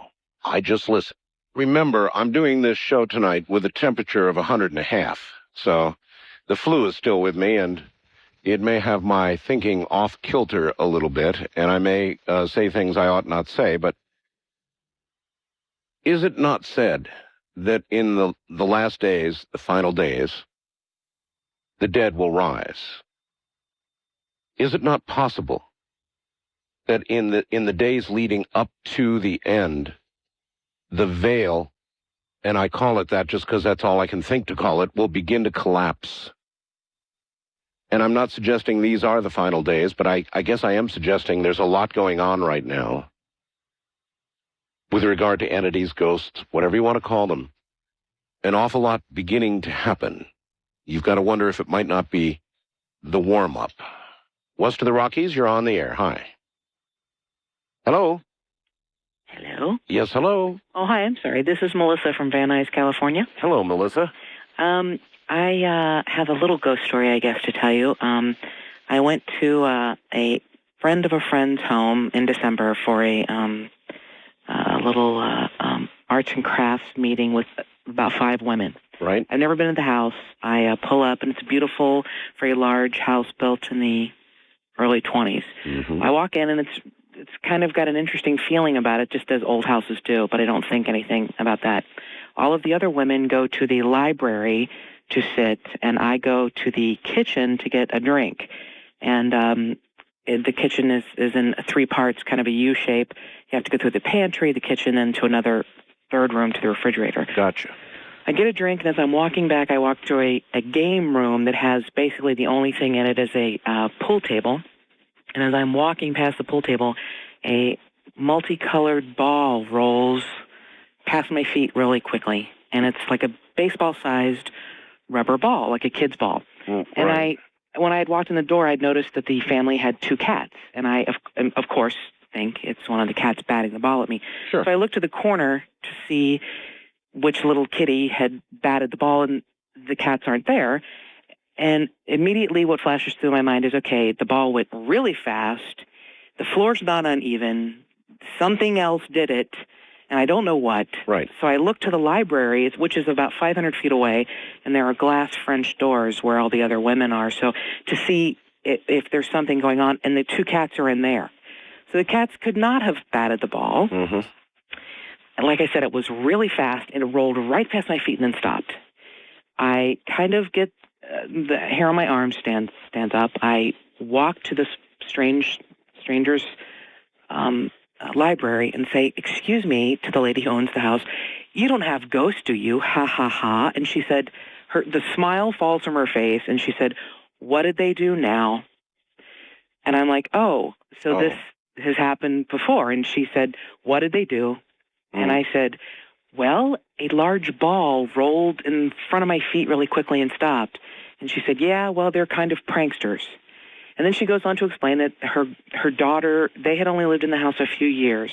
Her daughter had had some sort of a incident in the basement where the ghost had tripped her, and she'd sprained her ankle, and she'd finally gone into the history of the house because she didn't know what was going on, and it turns out they're the third family to own the house. The house was built in 1927.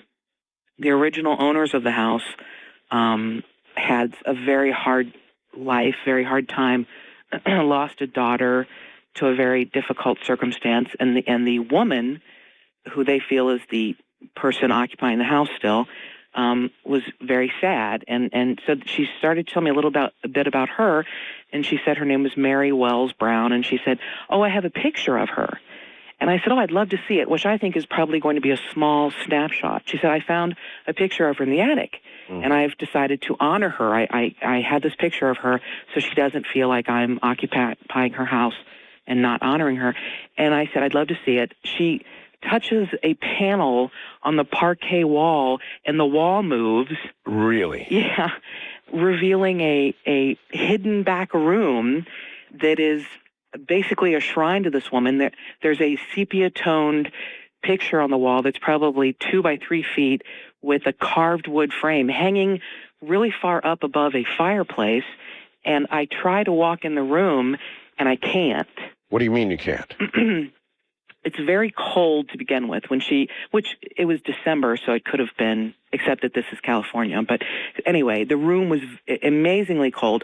I put 1 foot in to get closer to the picture of the woman, and I feel like I'm trapped in molasses.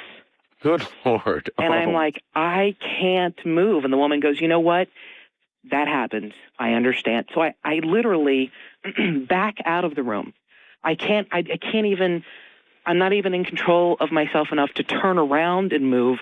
I can only back my foot out of the room to get back into the library again because I can't go in that room.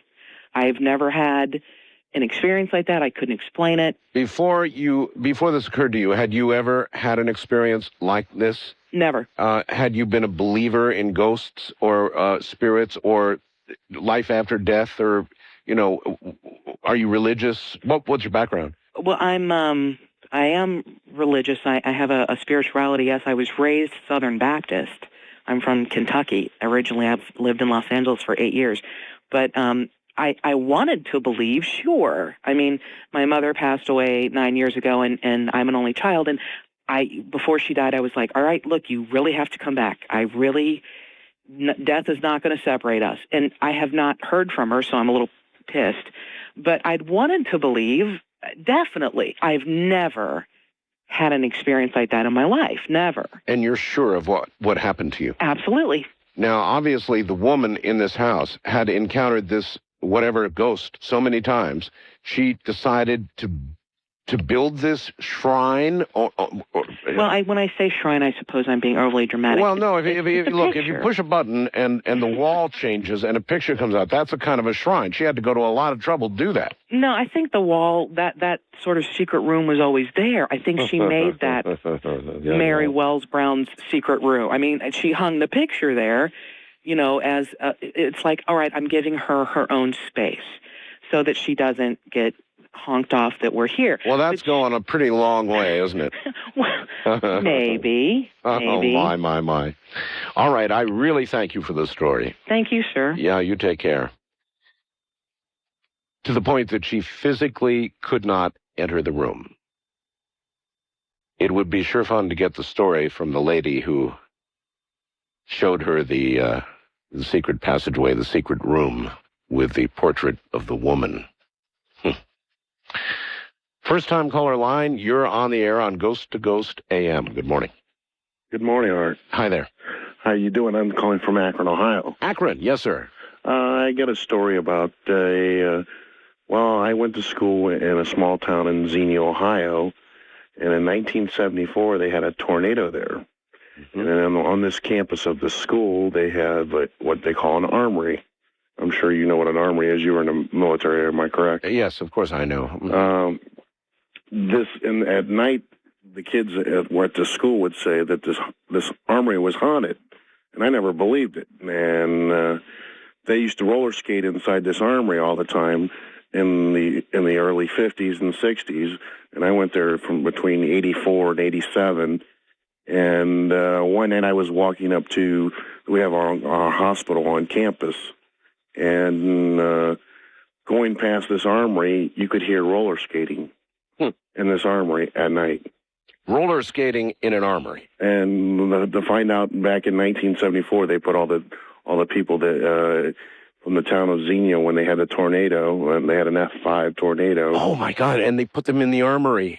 Right, and none of the kids would go near this armory at night because it was spooked. They said it was haunted. And I've heard it from different people from the 50s, the 60s, and the 70s. Well, was the armory hit by the tornado? No. They just think this armory's haunted. People. Yes, but obviously it was haunted by the children. The only time there would have been children there was, as you suggested, when they were there as a shelter. Right. So that brings up the specter of hauntings by the living, or the fact that some living person was there. This might not be a person who's yet passed away, and yet the echo of those people remains. It's kind of weird. And you could plainly hear, it sounds just like someone roller skating. No, I've got you. No, I understand. Thank you very much. Thank you very much. That's the other thing that I think I wanted to really bring up tonight, and that is, lately we've been hearing stories, apparent hauntings, from people who are still alive. Now, what does that say? Does that say that our spirits are one in life and in death, and that we're capable of having that spirit remain in a certain place, doing a certain thing, even though we still live as when we die? I don't know. It's fascinating. Wildcard line, you're on the air. Hi. Hello? Hello? Hello, sir. Yes? Yes, how you doing tonight? I'm fine. Where are you? Yeah, this is Dean in Tampa, Florida. Hi, Dean. Yeah, the last time we spoke, actually, for Ghost to Ghost, I had mentioned a story about a young lady named Clarity. Oh, I remember the Clarity story, yes. Yes, sir. I don't know if you want me to update the newer listeners, or it was quite a story, but I actually had an experience last year after telling that story that kind of connects the two. All right. I don't know whether you ought to, if there's a way you can rush through the Clarity story. Oh, trust me, I'll make it brief, sir. All right, go. Basically, about 14 years ago, I moved down to Denton. I moved down to Grapevine, Texas. Went to a party with a friend of mine. Met a very nice young lady by the name of Clarity. I'd always taken the same route back home to Grapevine, but for some reason that night, when I took her home, who supposedly she lived pretty close to where I lived in Grapevine, I wound up getting lost and wound up driving actually north to Oklahoma. So on the way there, we took a right turn and wound up in Denton, Texas that night. And she suddenly told me that she used to live there, and she told me, she kind of directed me around inside Denton, Texas, and we wound up in an apartment building. And I thought, she said she had some friends there, so I thought we were going to get a telephone or something like that, try to find some directions home. Mm-hmm. Well, suddenly we get out of the car, and there's a big hill on the left-hand side there. And she goes, "Let's go over the hill. I want to show you something." And I said, "Okay, I'm kind of curious. It's about 3 a.m. in the morning, really pretty girls, so I'm pretty much up for anything right now." Yeah, you're thinking, I'm going to get lucky.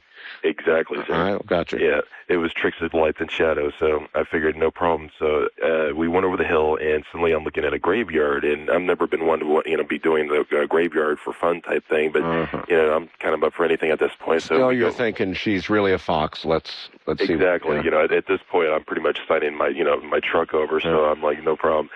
So we're walking in, and there's a really huge stone gate, and on the right-hand side, it was it almost looked like it had been hit by a tornado or something like that, but it was just demolished. Well, I didn't really say much about it because she kind of wandered in, and we were looking around, and suddenly I'm standing there, and it's an extremely dead still Texas night, and there's a full moon out, and I love full moons, Art, and I'm looking up at the full moon, and she's standing behind me, and suddenly to the left of me, I see 7 white birds, and they're all connected by the wing, and they're just floating up towards the moon, and I'm like I'm watching this thinking, this is totally beautiful. I'm just, I'm in awe. And suddenly from behind me, she starts speaking about Bible prophecy and about the 7 birds that will return her home. And as I'm looking up at the moon and I'm looking at the birds and I'm listening to her, talk about the prophecy of the 7 birds and the returning home. As the word home trails off, sir, I look around and suddenly she's gone. And at this I was point, going to say, probably at that point you were thinking, not so lucky. no, definitely. Sobriety had now entered me 100%. I'm fully, She began, let me get this moment again. She began talking as the 7 birds were flying. It was beautiful, full moon. She started talking about Bible prophecy, right? Sir. And the next second?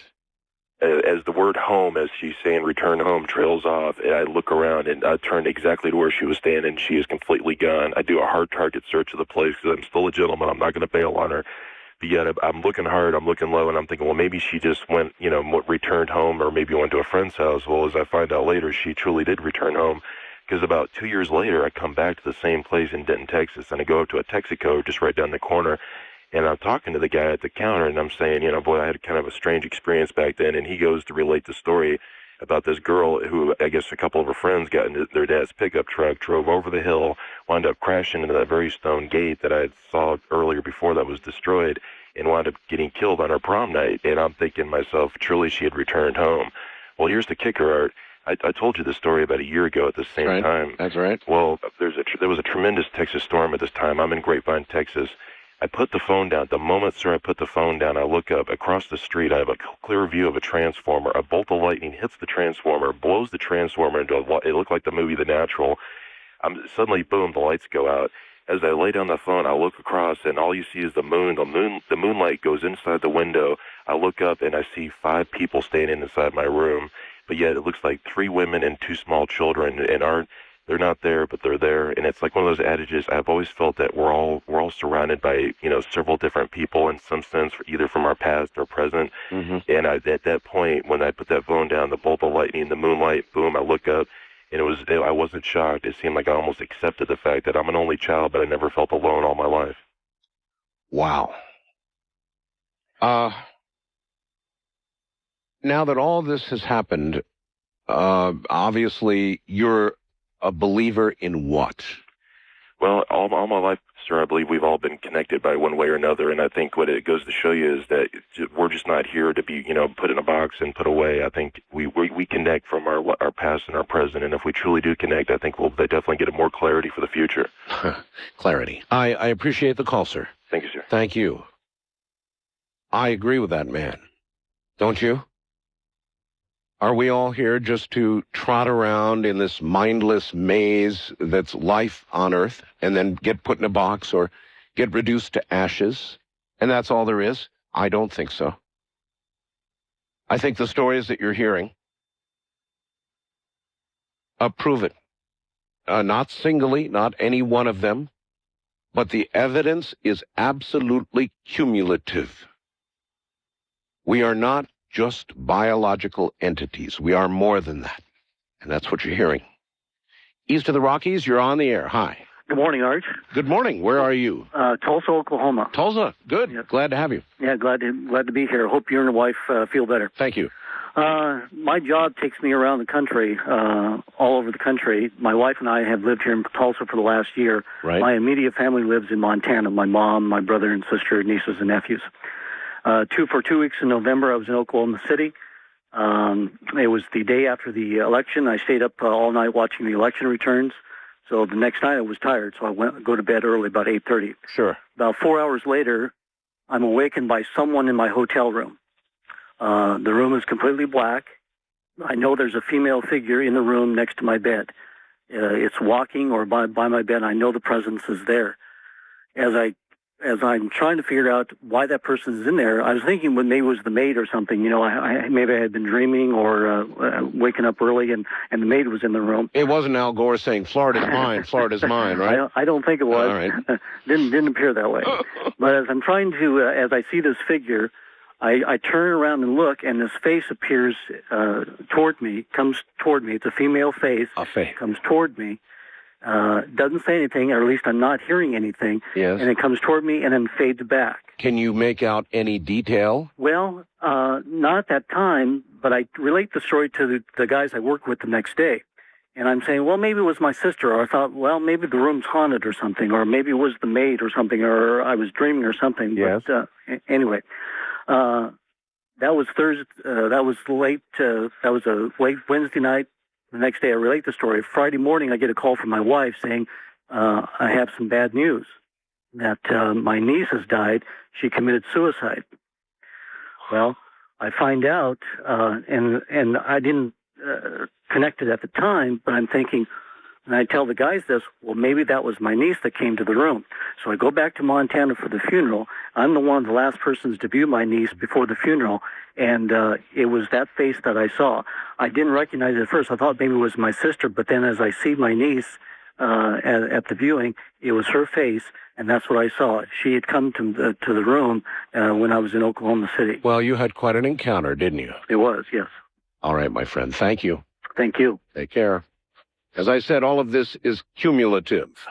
But if you listen through the night and you don't believe when it's over, then you just haven't been listening or thinking. I'm Art Bell, and this is Coast to Coast AM. Actually, this is Ghost to Ghost AM, and we may be talking about more than just ghosts tonight. We'll continue with your stories in a moment. It's going to be quite a night, I absolutely guarantee. It already has been. By the way, next hour, we're going to be concentrating on evil entities or ghosts, whatever it is you want to call them, the negative side. You know, the really scary stories, the ones with the glowing red eyes, the ones that are up to no good. I wonder how many of those are out there right now, and I wonder what that means. A long time, and they wanted someone who would appreciate the home, and so my daughter got it, and they'd been in it about 5 months, and I went out to visit. And I hadn't been in the house 5 minutes. My daughter was helping me bring my suitcases up to the bedroom that they decided to put me in. Mm-hmm. And I walked into the bedroom, and I got the hair standing up on the back of the neck, etc. And I turned to her, and I said, I hate to tell you this, but there's somebody in this room. And she just went, oh, Mom. She said, you know, she told her husband when they had moved in there, they started, I got the story then. Oh, no, you can feel it. I mean, you said the hair on the back of your neck stood up. Yeah. You absolutely can feel it. I've had that happen to me, and you're never wrong. No, I know it. If the hair on the back of your neck stands up, yeah. Something's happening, big time. There's somebody there. Yep. So anyway, so she tells me what's been happening the 5 months. They had not told anyone this, and since they had moved in, they especially in the evening after they'd put their young daughter to bed, they would hear somebody walking in the upstairs hall. And originally, of course, they would think that their daughter had gotten up and was walking around, and so they'd holler upstairs like good parents, and then somebody'd go up to put her back to bed, and Sure. she'd be sound asleep. Sure. And they would have doors opening, particularly in that upstairs hall, and things like that going on. And so they wondered, and she knew, because I sense these things, she knew that I'd know if there was somebody actually in the house. And so I stayed in that room. Of course, they put me in the room that they thought she belonged in. You stayed there, huh? I stayed in that room, and I was there for about 3 weeks, and it was okay. When I encounter something like this, I talk to them, and I didn't have any problems. Well, after about 3 weeks, my guy flew out and joined us, and the first night that he spent in the room, I woke up in the middle of the night, and she was right in his face. She was leaning over the bed and within inches of his face. Now, I normally do not see them. I usually just feel them. Oh, my. Could you clearly see this? No, not clearly. But it was like, when you just, it's like out of the corner of your eye. But, when you just wake up, sometimes you can see what you don't see when you're That's right. fully conscious. Yes, of course, yes. And I could see this. Well, obviously, then, you had made your peace with this entity. Or she wasn't that bothered. She wasn't bothered by me. She wasn't really bothered by them in the house. She just did her thing. She wandered around and opened doors and things like that. my granddaughter had been sleeping in that room just before I came, my daughter said, well, we're moving her out. You can stay in that room. Well, they were moving her out because she'd wake up screaming in the middle of the night I've got every you, night. but go back to this moment. I mean, here's this entity Right. leaning over, right? Leaning over him, and I woke up, I sensed this, saw this, and got first very scared, and then, which I don't think of myself as a very possessive person, but I got angry. It was like, this is my guy. Get out of here. I got angry, and That was almost jealousy. yeah, and it was like, well, I didn't know what she would do. I knew, for some reason, I knew very quickly upon going to the house that it was a woman. And she liked doors open, she liked the room neat, stuff like that. I just had a sense about it. But I didn't realize she was not happy with him being there. He's messy. Let's rip this messy guy's kidney out. She didn't want him in the room. She didn't want him there. And I didn't know what she would do. So I got angry and essentially just said, back off. And so I just told her, I said, I calmed down. I started talking to her and said, look, My guy. Yeah, my guy. Leave him alone. We're only here for a short visit. We'll be gone soon. If you back off and leave us alone, I will leave the door open. I will keep the room neat, etc. The little things that she liked. And if not, you will have me to deal with. All right. Not that I knew what I would do. Yep. But tough lady. But I was angry. All right. Well, I appreciate the story. Okay. Thank you. Anyway, we found out later who it actually was a woman, the last of the family that owned the house, had died in the house. I see. Well, listen, if something like this happened, I'd like to have somebody like you around. Get the hell out of here. Thank you very much. Bye. East of the Rockies, you're on the air. Good morning. Hello there. Hello. Yes, you're on the air, sir. Oh, this is Mark from Richmond, Virginia. Hi, Mark. Good morning. I hope I can be as eloquent as your other speakers. It's kind of weird. Synchronicity, I guess. I'm a little bit early here. What about 6 minutes early? You were talking about red-eyed monster stories. You'd like to hear it? Not monsters. I mean, you could think of them that way. What I said was, in the next hour, I wanted to get stories from people who saw what obviously is an evil entity. And to me, the scariest description of evil are these glowing red eyes that so many people have seen. What happened to me, I was sleeping in a twin bed by myself, and I thought I was in a dream state, a lucid dream. I mean, because I could picture the bed and picture the wall, everything was as it was. And I noticed at the foot of the bed a figure, and the only way I could make out that it was a figure, the room was dark here. I mean, no night lights or anything, but, and I've heard you mention this before, but honest to goodness, is truth. The only reason I could make it out because it was blacker than the room itself. I understand. And it had, I really couldn't make out any features initially because it had like a loose fitting dark black shroud. Oh, great. Around it. Yeah. If you've seen commercials for like the Grim Reaper or whatever. Yes. Sort of like that. And I thought I was dreaming. I'm still not sure exactly what was going on. And so I said, well, I'll just have this dream and take it on by myself, and fight this entity. Yes. And kind of going one-on-one there for a minute. And all of a sudden, I had the sensation of being lifted off the bed. Were you, in fact, lifted off the bed? What happened, Art? I'll tell you what, this is just a great cliffhanger. We're coming to a break, so I'm going to have you hold it right there, okay? Sure. All right. An entity darker than dark is in your room. You're levitated. You're off the bed. We'll get back to the story in a moment. She doesn't remember me. Oh, what else? Anyway, but then I finally, I wasn't planning on interviewing someone that night.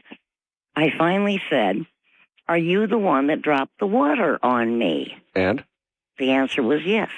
One of the things was that he said that he was trying to get to the other side and needed help. It came out that he and I had come from the East Coast in another life. All right, so the tears then were a kind of a plea to help, plea for help to get to the other side, right? To get me to go to that meeting. To get you to go to the, right. But the ultimate plea, though, was to help that entity go through. Right. Okay, I think I've got it. Thank you.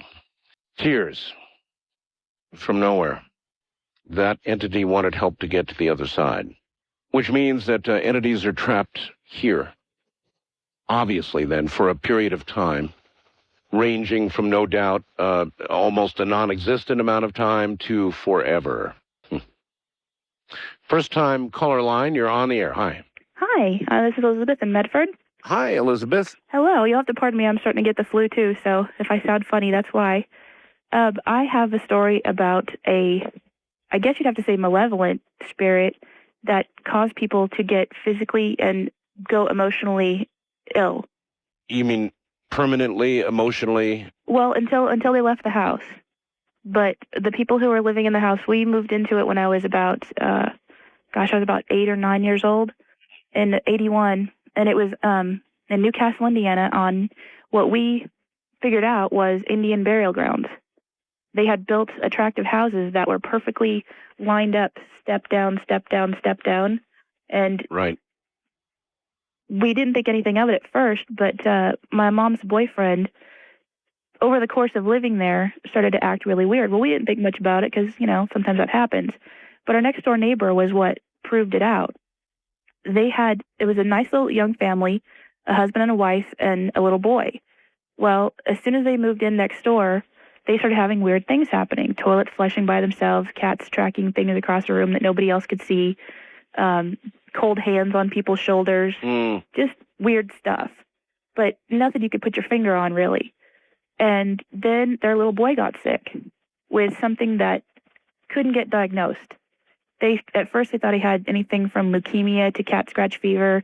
It was something to do with his immune system, but he was getting sicker and sicker by the day. Gotcha. Didn't know what was wrong with him.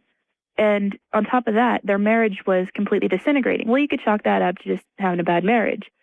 But they moved out. They said, their marriage broke up, they left.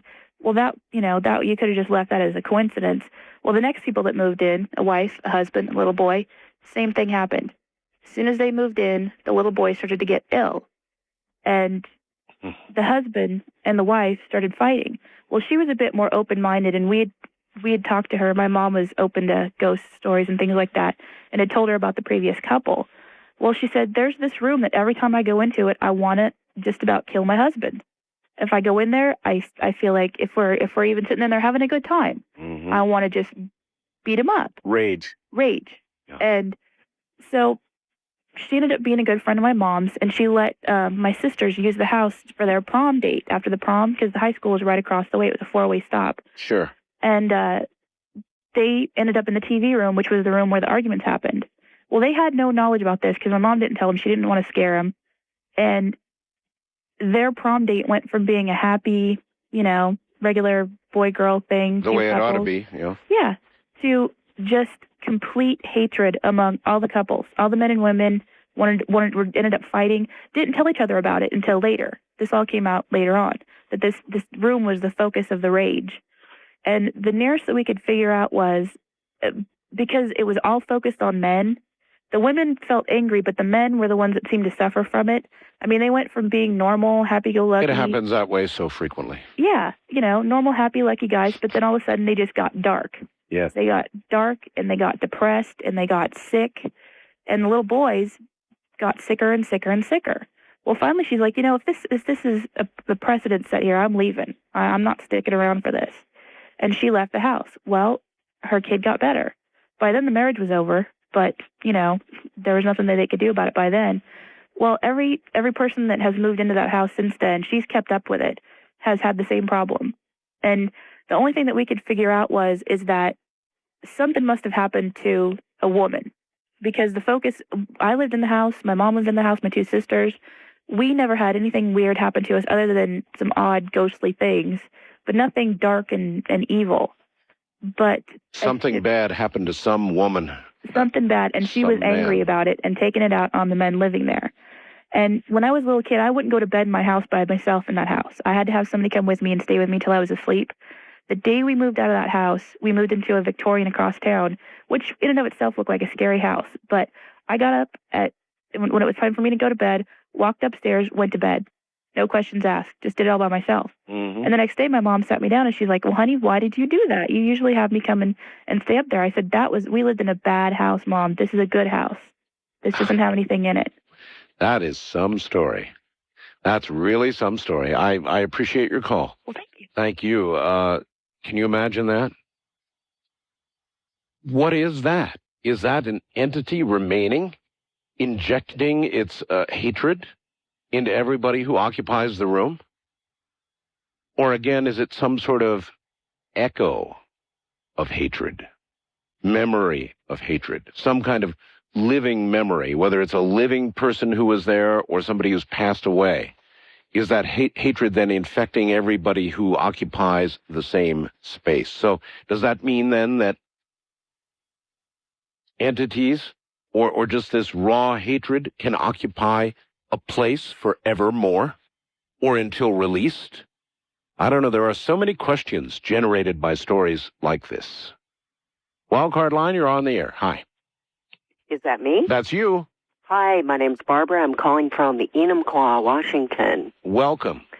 When I was 17, my mother died very unexpectedly. In fact, she was out of the country, and I received a phone call saying, well, she's dead. And I grieved painfully for her, and I grieved for not ever having the chance to say goodbye to her. And about 6 months after she died, I was physically becoming ill. I lost a tremendous amount of weight, took a lot of drugs, drank a lot, and was basically self-destructing.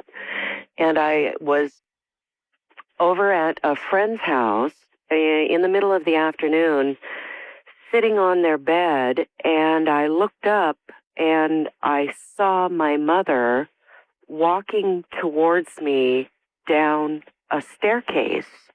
And she looked radiant. She actually looked younger and thinner and healthier than I could recall her ever looking. She looked beautiful. Yeah. And I jumped up to run and embrace her, and she said, I'm sorry, but this is taking so much of my energy to appear to you that you can't put your arms around me, but you can talk to me. So I was telling her how much I missed her, and she said she was aware of that and that I needed to stop grieving, and she was in a much better place.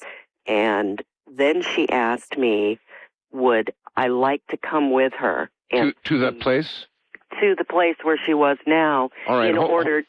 All right, we're at a break point here. I have to break, so hold it right there. It's a good place to hold it anyway, all right? All right. You went to this place? I did. Uh-huh. We'll pick it up right there when we get back. I'm Art Bell. Very different, separate energies. Maybe.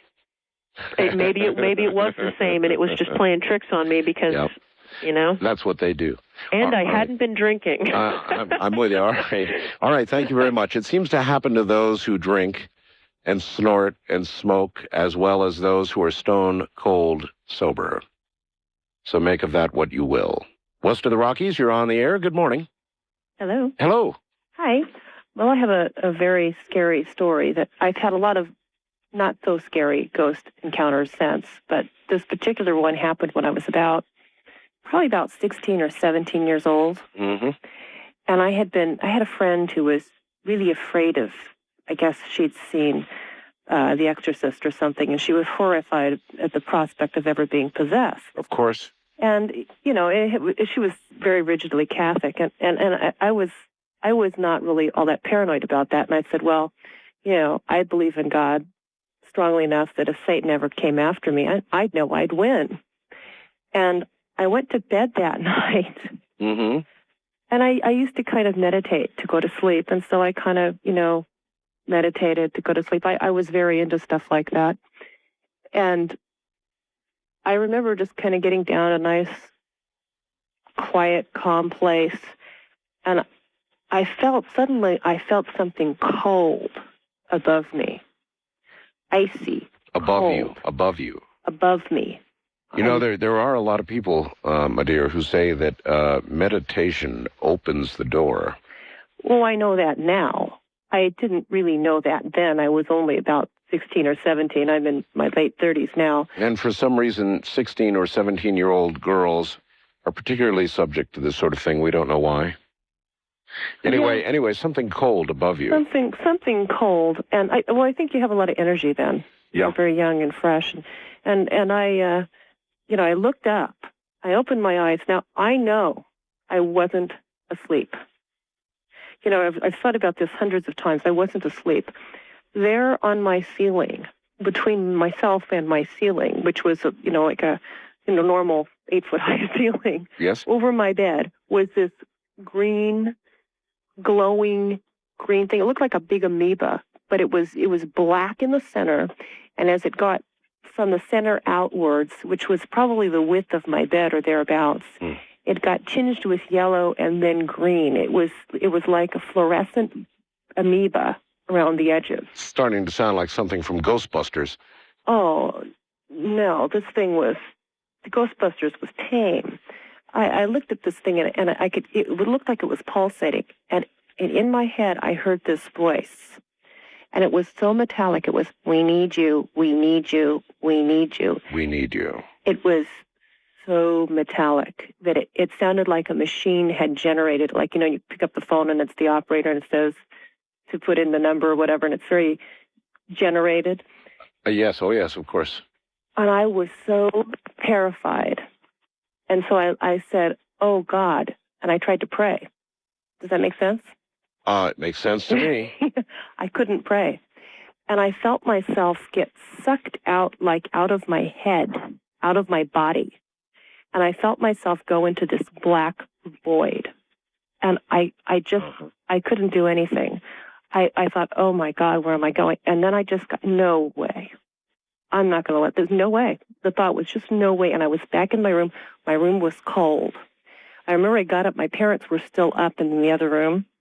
And I walked out and I'm like, oh, I just had this. And of course, they didn't believe me. But they didn't believe you? Oh, no. But they didn't hear, we need you. No, they didn't. But that area has had a lot of activity, of different types of activity. And, we've since then seen things in my dad's house and, different things. But it's definitely, I think what I did was I challenged something. And in the end, I think I won, but I was scarred for years from that. I couldn't meditate for years. Come across with us. That was sort of like what it was, only it was more metallic. Pretty scary. Even more metallic. Come with us. If you got to change the pitch on that there, Art. Just kind of make it really metallic. I don't know what to say about you. That's a scary one. All right. I appreciate it. Thanks. Thank you very much. You're Take care. First-time caller line, you're on the air on Ghost to Ghost AM. Hello. Good morning. Good morning to you. I have a pretty scary story for you. All right. I have not spoken of this in 20 years. Matter of fact, my friend and I, we haven't spoken of it at all in probably the last 10 years. We used to belong to one of the oldest deer hunting clubs here in South Carolina.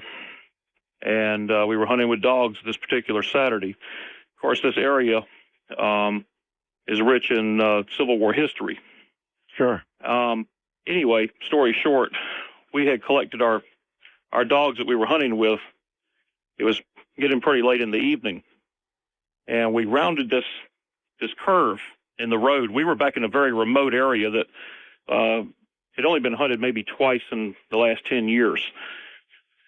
We had around 18 head of dogs with us. These dogs stopped suddenly and doubled back, just startled, just doubled back. They stopped. They were barking, just jumping around, hair bristled, fangs pretty much bared, scared the hell out of us, and it was misty looking, but what we saw in the edge of the woods was what appeared to be 3 figures. And we kind of looked at each other like, okay, 3 figures. 3 figures. They appeared to be soldiers, like old Civil War soldiers, Confederate soldiers. Really? But you could not make out enough detail. When the reason we thought Confederate soldiers, because you could see the hats, the short-brimmed hats. Gotcha. Okay. But what happened, we just stood there frozen. I don't know about him. I was scared to death. But we heard just a low voice saying, "Leave us alone. Stay away. You're not wanted here." Oh, that'd do it for me. And this gets very freaky. This was repeated 3-4 times. We took off in a dead run. Our truck was around the other side around this long curve. It felt like we had concrete blocks strapped to our feet. But could not get the truck doors open. When I got on my side, I could not get it open. Yes, sir. And we both hit the ground. I felt just an enormous heat come over me. Started vomiting, projectile vomiting, trembling, and still heard the voice saying, "You're not wanted here. Stay away. Leave us alone." This went on, I'm guessing, probably 15, 20 minutes, till finally we were able to get up, regain our composure, and get in the truck. We left dogs and everything. You left the dogs? We left the dogs. The dogs having no part of this. They were gone. Uh-huh. And I know this may sound amusing on one hand, but believe me, it was very terrifying. We got into the truck, got completely out of the hunting. It was about 5 miles back to the main highway. And we had to stop several times. It's only a 30-mile trip from our club back into the city of Columbia. We had to stop several times, fear of wrecking. And we were both very sick, very ill. So this was no dream. This was no dream. This was no dream state. This was not fully awake. alcohol-induced. This was not a redneck club. This club was comprised of doctors, lawyers, law enforcement personnel. My pastor was the president of it. Well, one good thing, sir, you can follow directions. I have a feeling if you had not gotten out of there, you probably wouldn't be here now. Well, I will say this to you, that the story goes that, see, our clubhouse is sitting on what is considered the old Sumter Highway. Tell you what, can you hold? I certainly can. All right, stay right there. We'll finish the story after the break. The evidence is cumulative, and it becomes overwhelming, doesn't it? If you get our final hour, we'll be right back with more. And we figured we were all so smart, ha ha ha. Well, my buddy dared me for $100, go in the house. And if the thing is, if you go into the house, and 9 bad things will happen to you. That was a Canadian $100, I guess. Yeah, I was hoping it would have been American, but it was a Canadian. $100 is $100.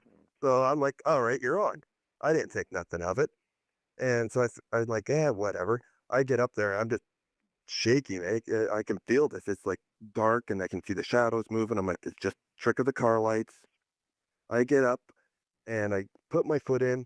I'm about 2 feet in, and I see the shadow come towards me, and I get all icy. I'm all cold, and this bird just flies right over my head. I'm out of there like a bat out of heck, because I'm terrified of birds. And I go booking back to the car, and they're all laughing at me. I'm like, okay, whatever. And we end up going back home because it's late and everyone's tired.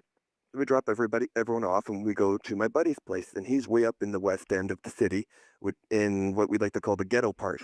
It's like the poorer side of town. And we were watching the videotape. And we're watching the videotape of when I go into the house. Yes. When I come running out, There's no bird. It's a giant shadow that chases me out. Do you have that on tape? This is where it gets even weirder. We watched the tape one night. We went to go show some friends the next day. It's no longer on there. Our entire night was totally off the tape. We the original tape that was used, we had some stuff we recorded from a week before of just goofing around, and we taped over top of that. That's what was left. Our actual ghost part was gone. This is where it gets even weirder. This is where the 9 things kick in. My car started breaking down and so on and so forth. And then 9 days later, at my buddy's place, one night his Rottweiler just went berserk. Like it started growling and barking at nothing. And the whole house, his house is normally like about 25 degrees. He likes it warm. Chilled. And he never gets scared. Him and his girlfriend ended up barricading themselves inside the bedroom with the dog, who wouldn't leave the bedroom. He would not. Like, they were just utterly petrified. He called me up, and I've known him for about 15 years, Art. I've never heard fear in his voice before, and he was petrified. And this kept on until sunrise. We thought nothing of it. 9 days after that, I'm sitting at work like I am now in the office, and I'm guarding the hotel, and I come on at midnight, and I go until 8 in the morning. And I'm sitting here, and all of a sudden, I'm totally, utterly petrified. I could not move from the office. I could not go outside. I had a feeling if I went outside that office door, I'd be killed. I was that petrified. You know, this is really sounding more like a curse. It's almost what it was. But this is the nine curse. This is where it even gets weirder. I phoned him up, and I'm like, I'm petrified. I totally freaked right out. I was doing my checks on the building, my security checks. Normally I walk through. I ran through all 4 floors and downstairs to the basement and ran back into this office. I did it. Normally it takes about 20 minutes for a check. I did it in 5. And I had him on the phone all night, and I was petrified. And him and me got to talking. And we noticed that between the 9 days from his place to here, we're on the same 100 block. It's in a straight line. And we noticed that within those 9 days, this one guy ended up going, who had he had a sort of a bad background, but one night he went berserk and started shooting through the wall with a shotgun. What? Yeah, in the same 100 block, on the straight line. Another girl was murdered in that 9 days. More break and enters, more violent crimes, all the way in a straight line. And I'm like, well, hand me a map. So we mapped it out, and it's all in a straight line. And we continued watching the news, the newspaper, and in a straight line, straight out where that house is. That's a total nightmare. Where that barn is that house where we went to, yes, is directly in a straight line from that barn or house, to the hotel up to his house. I think I've got it. And in straight through, it was nothing but evil, right through. The 9s. All right, we'll call that story the 9s. I appreciate the call. That sounds like a curse, doesn't it? Would it be almost unbearable, wouldn't it, watching something like that unfold once you had figured out what was going on and you had it plotted on the map the way he did, to watch it unfold and just move across 9s? Ugh. East of the Rockies, you're on the air. Hi. Hi, Art. Hello. Yeah, I've got good ones for you. I grew up in a haunted house. You grew up in a haunted house? I grew up in a haunted house. Okay, well, pick your best one and... Okay, you want very evil? We'll pick evil. Okay, I was living in a house in Maryland, and evidently the area was all woods at one time. I have no idea what drew this thing to this house, but from the time we had moved in, things were going on. I would spend all day cleaning a room, and within 15 minutes, it was a total disaster again. With nobody going in? With nobody going in the room. One particular night, I had started sleeping on the couch for some reason upstairs in the living room, and the couch was across from the picture window. I felt the couch rocking, head to toe. And you've already done more than I would have done. I mean, if somebody was screwing up these rooms after you cleaned them, you could either only presume somebody was going in and, messing with your work, or there was something going on. Yeah. Yeah, that's right. And so Well, I even thought it was poltergeist activity because I had two young ladies in the house, and I figured it would pass. Mhm. Well, when the couch started rocking back and forth, Mhm. I came slightly awake, and I said, "No, it's my imagination. I'm asleep."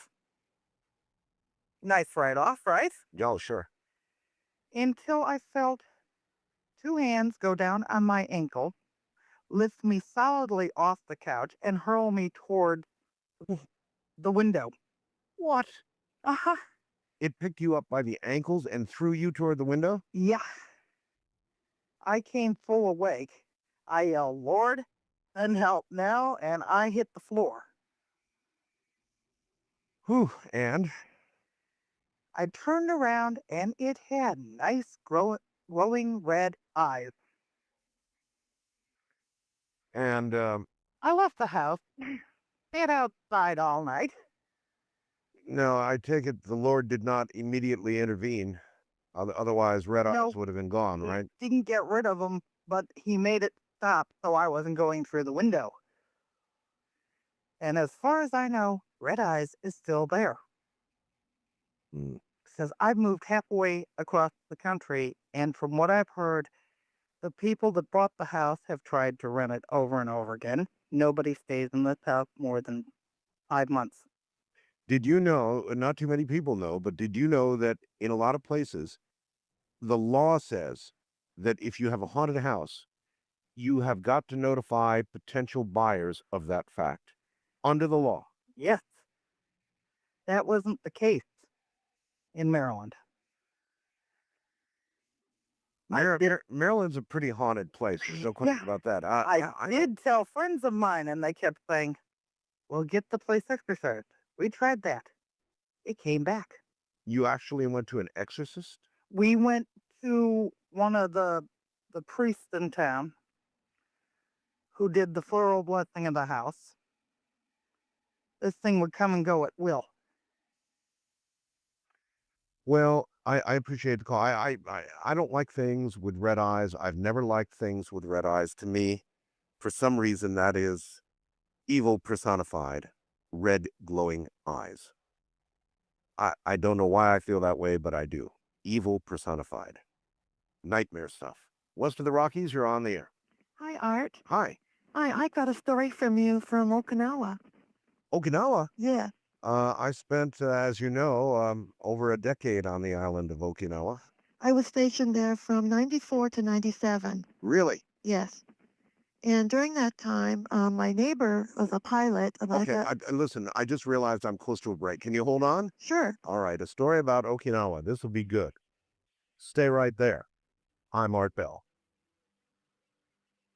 A very old friend came by today, 'cause he was telling everyone in Mount all the most and he took down and the reason men of the rape rain to me. Keep talking, 'cause I heard him say that she had the longest blackest hair, the prettiest green eyes anywhere, and the reason men. Describe it. And I would put the books down. So was it ever so annoyingly hot that you would intentionally call on whatever this was to get it cold?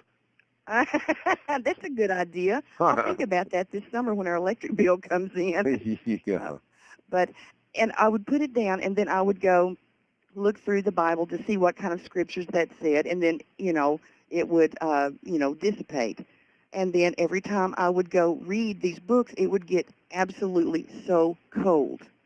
And I just thought, I didn't think anything about it, well, except for cool, I was ignorant, I guess. I didn't really think anything about it. I guess after a week, I was reading, and I kept feeling like there was something watching me, following me around, and it would just be a really weird presence in the house. My husband was working, the baby would be napping, or he would look at something like he was like a cat tracked something, and he would start crying. And I would say, what is going on?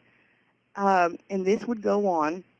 And then I was at the kitchen sink. It's an old house, with the windows, those old, neat, deep sinks. I was washing dishes, and I wasn't thinking about anything that I was reading. It was just a very hot, sultry day, and all of a sudden, Art, I felt these very thick, cold, icy fingers touch my shoulders, move up to my neck, wrap around my neck, and gave me a gentle squeeze. Oh my God. That's about what I said, too. And it scared me. I don't remember what I did. I think I was too scared to even say, oh, God. I just could not move.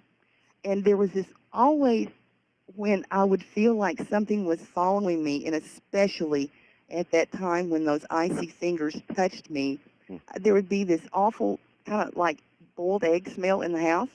Rotten eggs, yes. Yeah, rotten eggs, right. Sulfur, actually. Sulfur, that's right.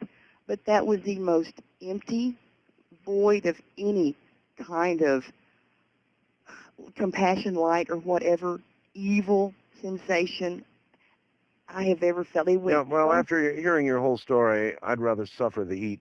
Yeah, really, that's why we probably won't, call on that thing this summer.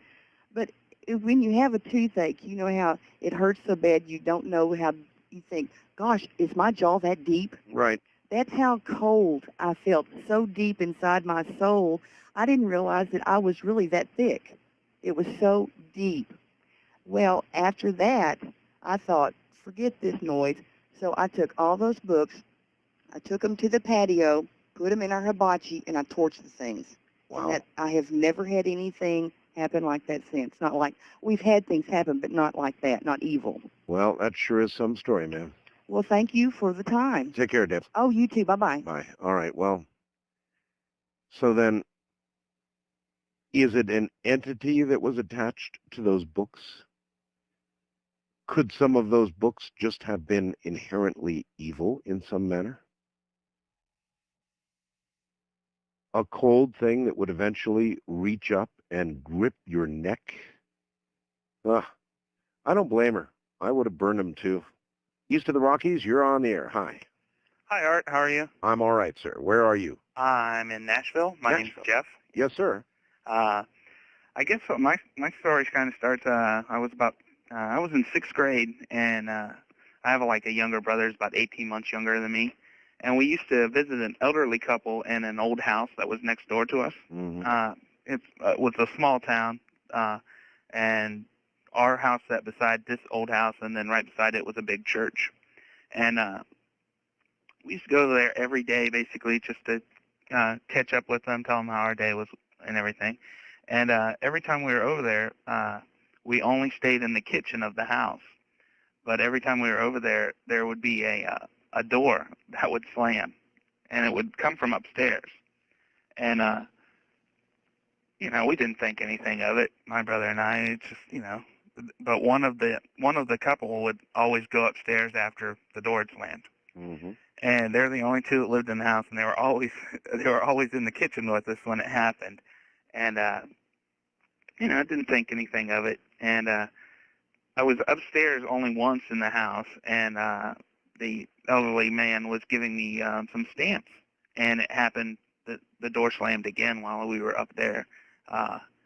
And it kind of was like, well, it's an old drafty house. It kind of looked like one of the like from a Scooby-Doo mansion, Yes.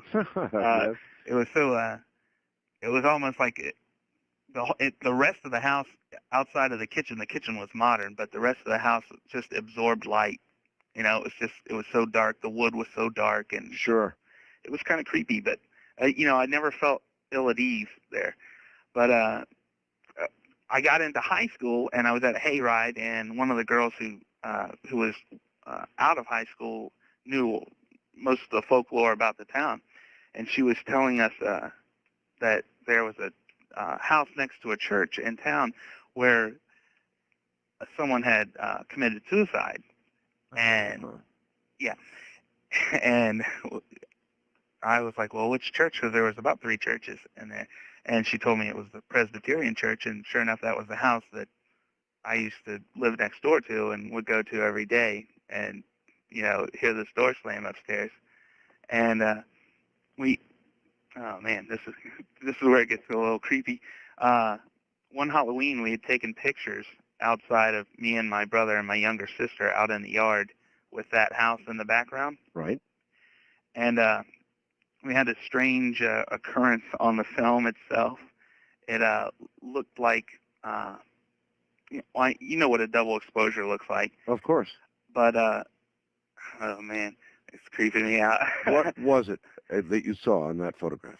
There was, it was a picture of me and my brother and my sister. Right. And it was like our body or our presence had shifted all the way over and away from where that room is in the background of the picture, and our presence had kind of shifted over away from ourselves. It was but that our bodies were the only thing that were double exposed that looked double exposed in the picture. And there was it was a little vaporous kind of thing going on there too. It was and we'd taken like 3 pictures outside that day of us in our Halloween outfits, and the one with the room in the background was the only one that was different. Well, then I've got to ask you the same thing. Do you still have the photograph? I believe my mother has it, and I think she has a scanner, so I'll have her look for that, and I'll send it to you. Boy, we live in some day and age, don't we, when Mom has a scanner. Yeah, I'm telling you. Well, all right. I appreciate your call and your story, and I wish we had more time, folks, but we are out of time, as it were. Sorry about that. It always rushes by. Ghost to Ghost is, as I said, something we're going to be doing more of during the year than just, at Halloween, because it's so interesting and because things are changing out there. We're beginning to, we're getting close to a big change. Don't you think? I do. Have a good night, everybody, and tomorrow night is going to be very, very interesting. Brittany Petro from Big Brother is going to be here, and then we're going to have a guest on reality TV. It's going to be a different kind of night, but I think you're going to enjoy it. I'm Art Bell from the high deserts, the desert of the sea. Good night. Now again, here I am. My guest is Harvard professor John Mack, and we'll get back to him in just a moment. I would say a million questions to ask. We'll never have time for all of them. I do promise you we will get the telephone lines open shortly, so stay right where you are. Harvard professor John Mack. Dr. Mack. Yes, sorry. Dr. Mack, what about, we were talking about the way people are affected by this. What about the generally deeply religious people? How are they affected? Well, sometimes at first, like there's one man that was raised as a fundamentalist Christian, and initially he thought that these were demons, and the people in his community said that they were demons. Mm-hmm. And then he realized that they were something else. He wasn't quite sure what, but that it was some kind of actual beings or some kind of actual experience that was occurring in his life, and that he had a relationship with these creatures, and that this was something different than his religious training. A lot of times when people are not familiar with the abduction syndrome, religious people will say, well, this is the work of the devil, that God would never appear in such a strange form of humanoid beings, and they get labeled as embodiment of demons. But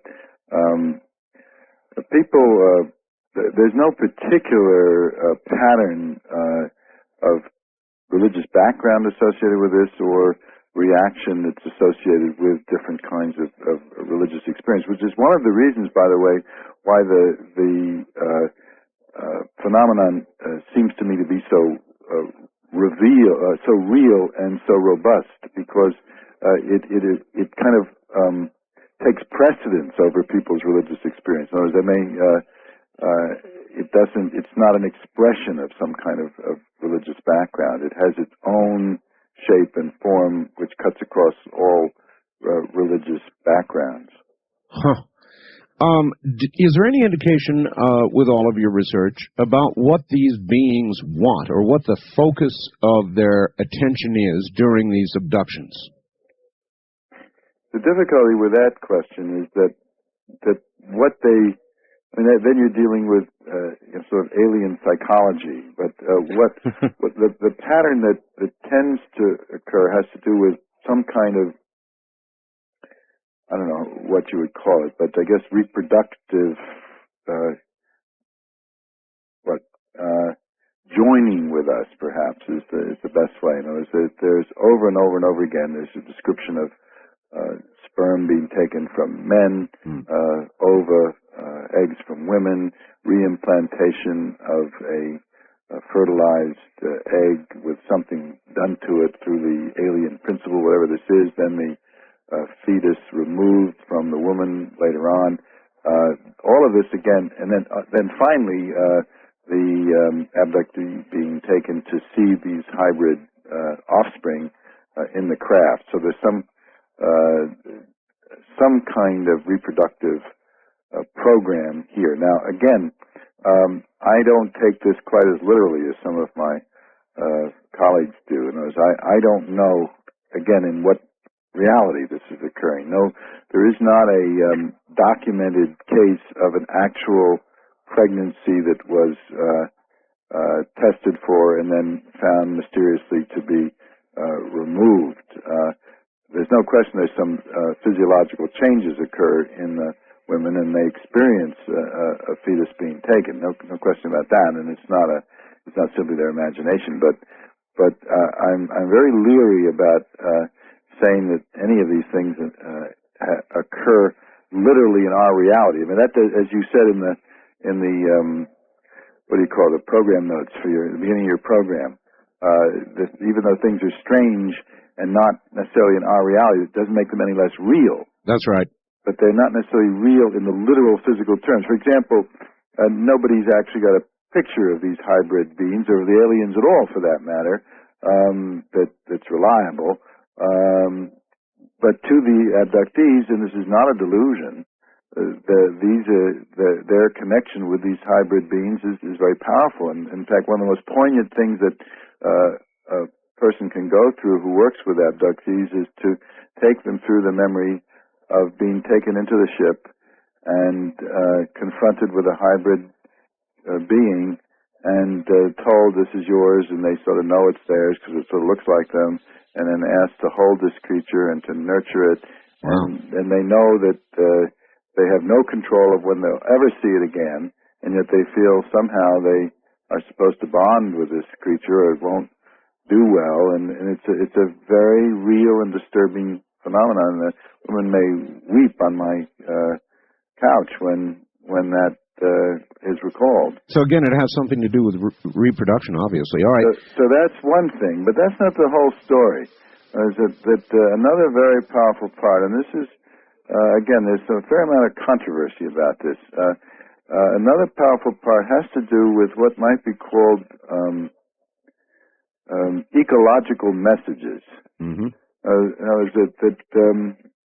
A message comes through to the humans that you humans are treating the earth as if you owned it, as if it was here just for you to destroy, to exploit, as a kind of giant marketplace to be consumed, disposed of, and for the purpose of this one species that has developed the technology of agriculture and of city building and mining and basically the power to remove the surface of the earth and its resources and destroy the earth as a living system. And over and over and over again, the communication comes to us from these beings, and it's powerfully felt by the abductees. This can't go on. In other words, this is not yours to do this with. Now, do you get the sense, Doctor, they are saying this to us as our creators or simply as concerned beings? There's nothing to suggest that often the abductees, and again, this is quite controversial, and in UFO circles, I'm sort of seen as kind of, gone soft New Age or something, but there's nothing soft or New Age about this. This is a hard-edged, reality that is being smashed into the abductees with tremendous power, and which shakes them up enormously. And these are not people that necessarily, environmentalists. They're often uneducated people who hadn't thought about these things. And one man said, "But I'm just a simple person. What am I supposed to do about the Earth?" And they said, "Well, you got to find a way, because you love nature and you don't want to see the Earth destroyed." And then he's become very, very active and concerned about this. I mean, a woman that got this message began teaching about ecology in the classroom and getting the other teachers to include that in their courses. I mean, another man who had a very powerful abduction experience at age 9, which deeply filled his mind with images of the destruction of the Earth, and he's become one of the most extraordinary businessmen in terms of his commitment to the sustainability of the Earth's living system. So it's a very real, very powerful part of this thing. And often the abductees will, rather than saying this is directly from the Creator, will see the alien beings as emissaries from some divine source. Intermediaries is often the word they use, that they're closer to the source than we are. They're often described as well, the one type they call directly light beings. They're not all grays. There are these taller, more luminous beings that they call light beings. But even the little grays themselves are seen as being more closely connected with the source of creation. Wow. I see. That almost stops me. Let me ask you this. What about children versus adults? In the cases that you have studied, how many have involved children? They are particularly interesting, of course. Yeah, I've seen about 8 or 10 children now who have this syndrome. 2 of them under 3, which, by the way, Art, is one of the reasons why it's very difficult to utilize any kind of fancy personality theory to explain the abduction story, because it would be difficult to apply such theories to children as young as 2 and a half. When a little boy, as in the case of mine, says, "Mommy, the owls came," because the big eyes often make the children think of owls. The owls came in the night, and or "Mommy, the little men came in the night and took me into the sky, and you didn't stop them." They say it with fear. It's hard to attribute that to some kind of, deep-seated personality problem. Sure is. They don't have one yet.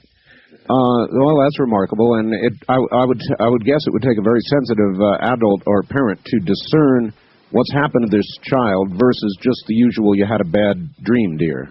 Yeah, but if the child over and over again points to the sky and says, "I went up there last night, and they took me up, and the house went away," and they say that very clearly and vividly, it doesn't sound like a nightmare. No, it doesn't. Although I still think most parents would say, "Well, you just had a bad dream, dear." Well, that may be. In other words, it may be that the ones where the parents come to realize that this is something more than a bad dream may be the minority. There may be lots of cases out there, even in your radio audience, where the parents haven't realized what was going on. Huh. Well, all right. I would very much like to get to the telephones, which we'll do shortly. But, Dr. Mack, I would like to, I guess I'd like to first ask you about your critics and what you would like to say to your critics. You're in a very prestigious position. You've really got your neck out. What made you stick your neck out? And now that it's out, how do you handle your critics?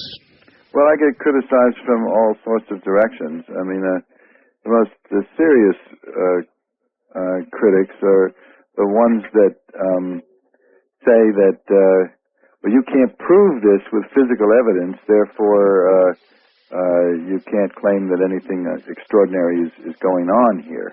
And my answer to that is that we have to expand our notions of evidence. As my strong suit, as I said earlier, is clinical diagnosis. In other words, when you have thousands of people reporting in great detail very, very similar accounts, which they themselves are skeptical about. They themselves have not, as the woman that we talked about earlier, have not read about this. They are doubters, and they're troubled when they hear that somebody else has had the experience. It shocks them. When you hear, and the narratives are spoken about reluctantly, when you hear something like that, you know that you're dealing with something that occurred, something that happened to people. That's not the way psychosis works, or dreams work, or displacements from other kind of traumas. This is something happened. Now, all right. Well, Doctor, if you were asked for evidence, physical evidence, to prove most psychiatric diagnosis, it would not be possible, would it? That's right. And but the thing about this that I've said over and over again, this simply cannot be. In other words, in our worldview, the universe cannot contain intelligences that behave like this. In other words, we don't believe that there are other intelligences that other than that which is part of the human imagination. So when these beings show up as real and enter our physical world, and actually in some occasions people are witnessed to be missing during the abductions. Children will find their parents missing, or parents will find their well, it works both ways. Children find the parents missing, parents find the children missing, friends find each other gone. I mean, there are not a lot of those well documented, but there are some. Or there are the whole variety of physical findings that we're familiar with, of cuts and scoop marks and complex patterned ulcers and other lesions on people's bodies that follow the abduction experiences. Those physical findings are important. They wouldn't stand up by themselves medically, just on their own. But when you combine them with the experiences, you've got a whole, and the fact that this occurs in such young children and people are of sound mind, you have a whole, and of course what tends to be forgotten is there's a very tight association with UFOs here. In other words, the UFO may be observed in the community by when the abductee hasn't seen it themselves. In other words, I have cases where a neighbor says, there was a funny-looking craft over your house, and the person, oh my God, and they've had an abduction experience. Or a famous case up our way where a UFO was tracked by virtually all the media in a northeasterly direction, and abductees reporting their experiences that coincided with the media tracking of the UFOs. In other words, you've got to take this entire set of phenomena together if you're going to account for this. Just to single out some sort of psychological aspect of the person misses much of the phenomenon. So, and my critics tend to do that. In other words, they say, well, I'm just sort of gullible about believing these people. Well, it's not a matter of believing them. It's a matter of the fact that the most economical explanation of what the person is reporting is that they're telling the truth.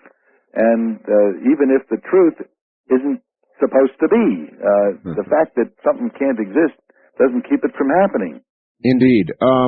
Speaking of that and keeping it from happening, I would think that one thing they would desperately want is to prevent it from occurring again if it scared them or they found it disagreeable, which I assume most do. Is there any way at all to prevent it?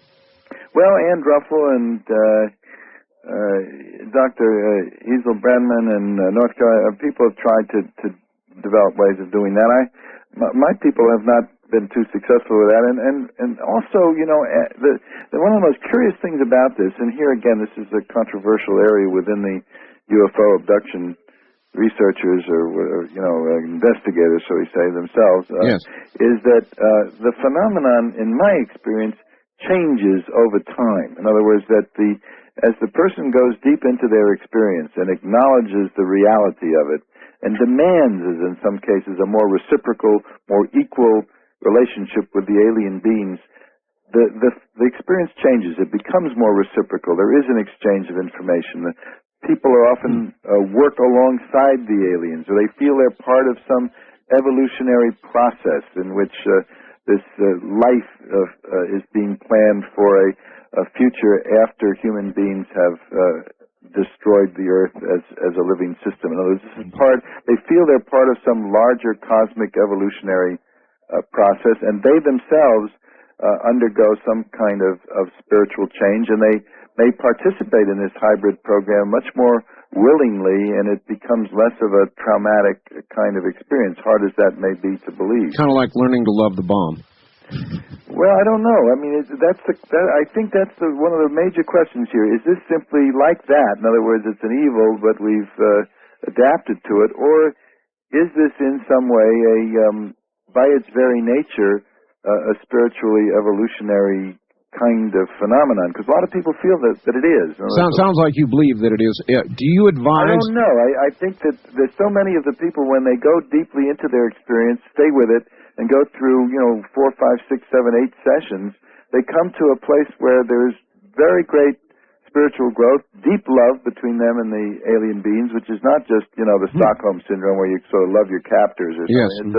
Yes. There's one of the men in my book, Peter, talked about a lost brotherhood that we and a number of advocates have talked about this, that we derive from a common source. We were separated. That's maybe why they're humanoid, that we grew separately in some kind of evolution of beings or consciousness from some common divine source, and that this is a coming back together in the context of the ecological crisis on the planet. All right, we're about at the bottom of the hour, Doctor, but is that what you encourage when somebody wants to know how to handle it? Do you encourage them to move in that direction? I don't encourage anything. What I do allow the person to do is to have their experience. In other words, to be with them, to hold the energy with them, to allow the trauma to unfold, and to go with them wherever they're going to go. All right. I have been accused of influencing people, for instance, and a woman that transcribed 2,200 pages of tapes of mine says there's not one sentence All right, Doctor, where I influenced anybody. Doctor, we've got to break off there. Harvard professor John Mack, right back. And this is a very unusual opportunity for you to speak with Harvard professor Dr. John Mack. And we're going to go to the telephones in just a moment. So if you're ready, I think we're ready. Dr. Mack, are you there? Yep. Good. I have one question before we go to the telephones. And it is, we know about the abductions that people tell you about and many others about because they come back to tell us. But there are, in this country and others, many missing children, many missing adults. Do you suppose, Dr. Mack, there are abductions where the person is not returned? I don't think so. I just don't think that's the way it works. I mean, I haven't studied that, but my sense is that those are more human kidnappings. I mean, because with certain exceptions, like the Travis Walton case, which was made into this movie, what is it, Fire in the Sky? That's right. That he was gone for 5 or 6 days, but usually it's a matter of 2 or 3 hours. It's not a long phenomenon. And there may be cases where, I did hear of one case where a small airplane disappeared out in the Bermuda Triangle area, but I mean, you can't really. It didn't go into the water, but it was taken up. But sure. At least that was the recollection of people that studied it. But I don't think it's not well corroborated, and I don't really believe that there's any evidence that those are abduction cases. This is the end of side 1. Please leave the cassette exactly where it is. Flip it. One last question, then we'll go to the phones. If you were faced with an abduction yourself, Dr. Mack, with all you know about abductions, would you submit to it given choice, or would you run like hell? Oh, God. It's a strange thing. I mean, where we're located in the culture, I mean, I've never had an abduction experience, and I think that this is so controversial, and I think they're protecting me. In one sense, I'd sort of like to know what it's like so I could authenticate it more easily for people. On the other hand, I think probably my credibility would suffer, so I probably am better off. So you might submit to it, but not tell anybody? Yeah, I suppose. If you admit you've had these experiences, then that's that's right. just another way of disqualifying you. You know. That's exactly right, Doctor. Let's try a few telephone calls, see what's out there. On the toll-free line, you're on the air with Dr. Mack. Hi. Yes, Dr. Do you have... I have a list of the doctors that were on that information, default memory board. Some of them worked on Project Pandora, Slammer, and MK Ultra, and some others. I was trying to find it to fax you, or to fax to the station. All right, are you wanting a list of researchers, ma'am? Is that it? No, I have them. You have them. I have them. I would imagine Dr. Mack does as well. All right, thank you very much. First-time caller line, you're on the air with Harvard Professor John Mack. Hi. Yes. Hi, where are you, ma'am? San Diego. San Diego. Uh-huh. What is your question? I wanted to ask him why it is possible to somehow either audio or videotape record people's bedrooms that have repeat experiences and maybe get something on tape or film. All right. A lot of people have tried to do that. The question is, why don't we have more audio tapes and videotapes? And people try to do that, and they will report some buzzing sound or beeping sound, and then you listen to the audio tape, and I'm never quite convinced it's that clear. And videotapes, there's one case that Bud Hopkins reports where they had a videotape running all night, and you see people. There's no videotape of the actual abduction, but you see somehow the videotape gets turned off, and you see the people before the abduction. Then you see them in a somewhat different relationship or coming back after the abduction, but you never see anything in between. And one of the properties that this phenomenon has, the energy properties, is to affect all kinds of tricks with electronic media. I mean, it would be if they did not, whatever this is, did not want to be discovered, they would have no problem in incapacitating a video camera. I mean, that would be child's play. Child's play to them, sure. On the toll-free line, you're on the air with Dr. Mack. Hi. Hi. Yes, sir. Turn your radio off and tell us where you're calling from, please. I'm calling from the St. Louis area. My name is Forrest Crawford. Forrest, nice to hear you in St. Louis, John. How you doing? Pretty good. I've got a question relating to people who have experiences with aliens that are not fearful, for instance, of their experiences, or they come away with more than a traumatic rendition of that experience, and then compared to someone else who has an experience, say, with the same kind of aliens and the same taxonomy and scenario happens, but then they're very fearful and traumatized. Basically, I'm asking for you to comment on what do you think attributes to that? I think that psychology or psychiatry might have something to offer. In other words, I have, for example, there's the last case in my book is the case of a man in his late 30s, a businessman, who has what I would call a very kind of advanced state of consciousness. In other words, he's open to anything that's possible. He's not someone who has to be in control. He's a person that can let in experience. And when he was 9 years old, a huge UFO, illuminated the car that his mother was driving. They were coming back from the movies in upstate New York, and there were two of his older sister, younger brother, were in the car, and everybody but him was frightened. In other words, the mother was terrified, the sister was frightened, the little boy was frightened, and the mother sort of pushed him down, and he was all excited.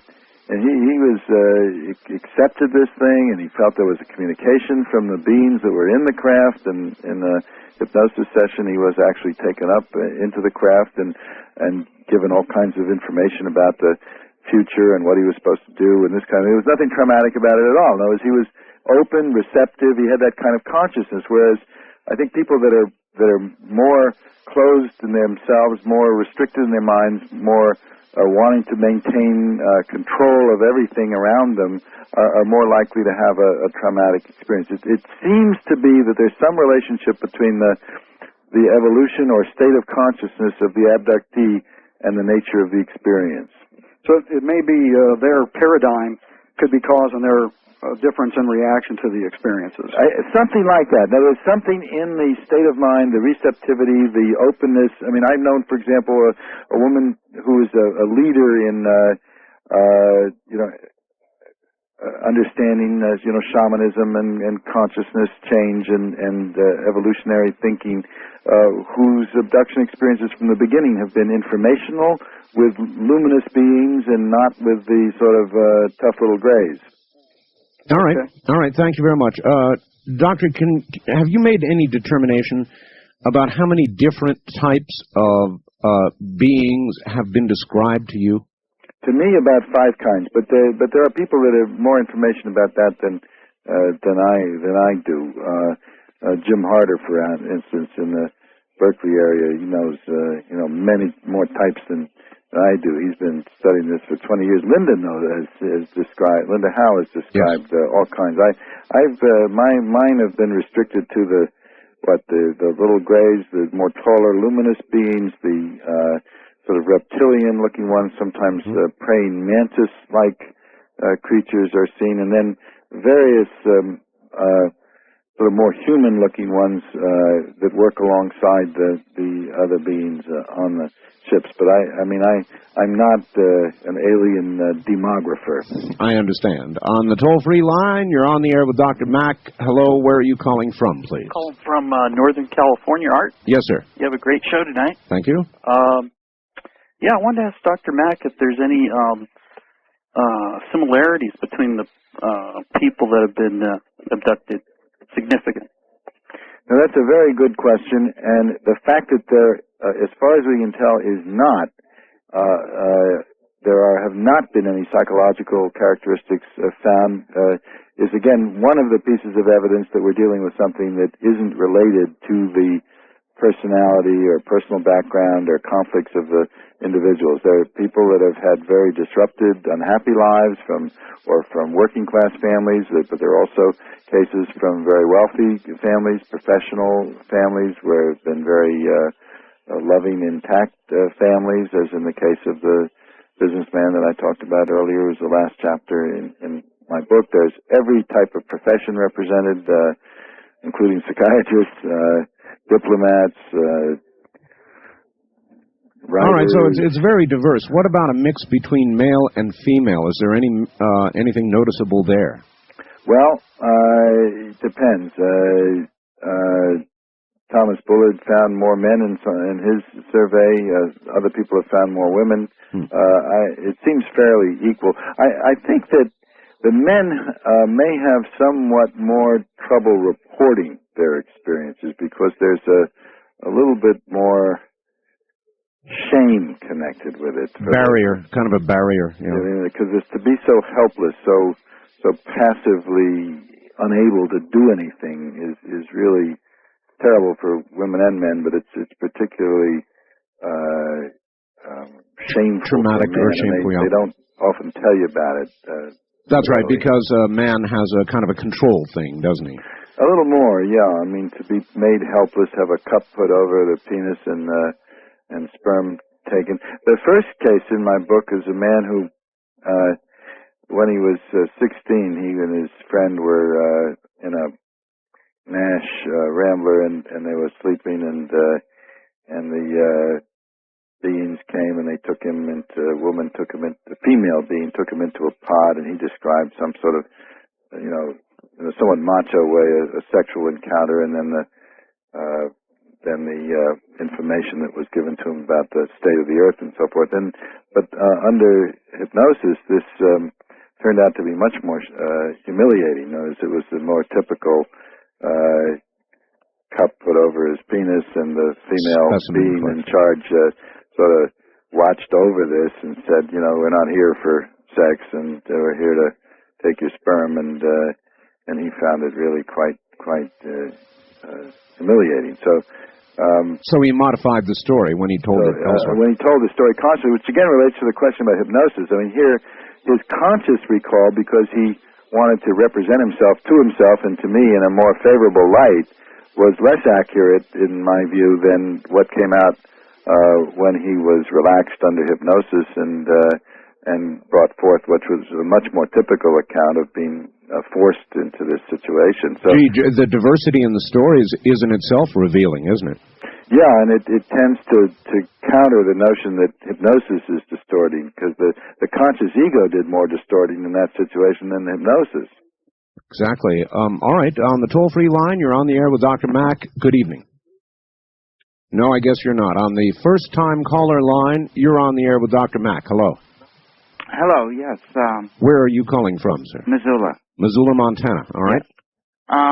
Have you ever considered the possibility that these creatures are not aliens, but maybe they're from the future? Oh, yes, thank you. And the dimensional question, you mentioned the possibility of other dimensions earlier. What is your thinking on this? Well, I think that it's a good question. There's no reason to believe that entities, beings that have the technology to have UFOs that can flick on and off the radar screen, that can go 7,000 miles an hour in one direction, make a sharp right-angle turn, and with no skid. In other words, they've overcome any ideas we have about gravity, and that they can float people through walls, evidently, and there's no reason to believe that they wouldn't be able to move through time in some way. You know, that's certainly a possibility. What was the other part of your question? Well, he's gone now, but that was the basis of his question. Could they be from the future, I believe he said, yeah. And I added other dimensions. Yeah, the other dimension, that was your question. Yeah, I mean, this whole dimension thing is I mean, increasingly physicists are talking, we talk about string theory and talk about, there's a physicist, Ron Bryan, who sees in subatomic particles that you can't account for all of them within the physics, the subatomic physics that we have in the four-dimensional universe, that we need additional dimensions, and that Fred Alan Wolf is a guy named Bonansky who's written a book about other dimensions that these beings could come from. That was originally Jacques Vallée's idea, that they exist in a parallel universe, that they pass into our universe, so that they, again, that would tend to go against trying to, locate that they're from this or that planet or this or that star in one or another galaxy. That it may be that they exist in some dimension that we don't even understand. Abductees will often say, by the way, during their experiences, as they recall their experiences, this is not occurring in space-time as I know it, and it's hard for them to. They find that very difficult to put into words, but the message is consistent, that this is not happening in our space-time universe to them. That one woman put it, all time dimensions collapsed into one time, or something like that. In other words, that we don't have language for it, but that the altered state alters the sense, as they recall the experience, alters the sense of space and time. And I think that's a much underappreciated fact. In other words, we're too ready to try to see this thing literally as occurring in our physical universe, rather than expanding our notions of reality to other dimensions, other possible universes that are not simply our physical four-dimensional. All right. Well, while we're on that subject, I interviewed Mr. Monroe from the Monroe Institute a few weeks ago, and he talks a great deal about out-of-body travel, which is clearly some sort of altered state. And I wonder if it has any relationship to either the altered states that we've been examining tonight, or whether the process, the out-of-body process, also has some relationship to what we're discussing. The argument against that Bud Hopkins and others have used is that the people are really gone. In other words, it's not just an out-of-body experience, as he puts it, it's an out-of-the-house experience. Yeah, they're physically gone. You're physically gone, but I don't know that it's either-or. In other words, sometimes people will experience themselves floating above their bodies, or that they've entered the ship, but they're not sure the body is left, and there may be gradations in between, that there is a separation of consciousness and the body. That has been the experience of a number of people. Now, again, all kinds of tricks of consciousness seem to occur in this phenomenon, and it's not just, I don't believe, and much more research needs to be done. I don't believe it's simply literally that the person is physically removed. I think there's maybe something to be learned from the out-of-body, out-of-body studies, but I don't know more about that. All right. On the toll-free line, you're on the air with Dr. Mack. Good evening. Where are you calling from? This is Bryce in Wichita Art. Hi, Bryce. Hi. Dr. Mack, it's a pleasure to talk with you. Yeah, I remember reading a long time ago, and I've been trying to find it. Carl Jung kind of prophesied that there'd be a big surgence of flying saucer sightings and contactees and such, and he attributed it more to spiritual beings than he did to aliens. Have you? Well, yeah, he wrote this was before the abduction syndrome had been identified, but he wrote about flying saucers and saw them as what he called psychoid phenomenon. So it was something which exists in the psycho-spiritual realm, but shows up in the physical realm and is perceived by people. In other words, it breaks down the barrier between the spiritual, the psychological, and the physical. It's a crossover phenomenon, and I think there's a lot to that. I think one of the most extraordinary aspects of this, and I think one of the things that's kind of going back to my critics, we've gotten people so mad, is that there's kind of we've created a kind of sacred barrier between the spiritual domain and the physical domain, as if they should never meet. It's kind of like separation of church and state. And in fact, I've even been accused of breaking down the distinction of church and state and opening the doors to fascism by my saying that this is both spiritual and physical at the same time. In other words, that this does that. It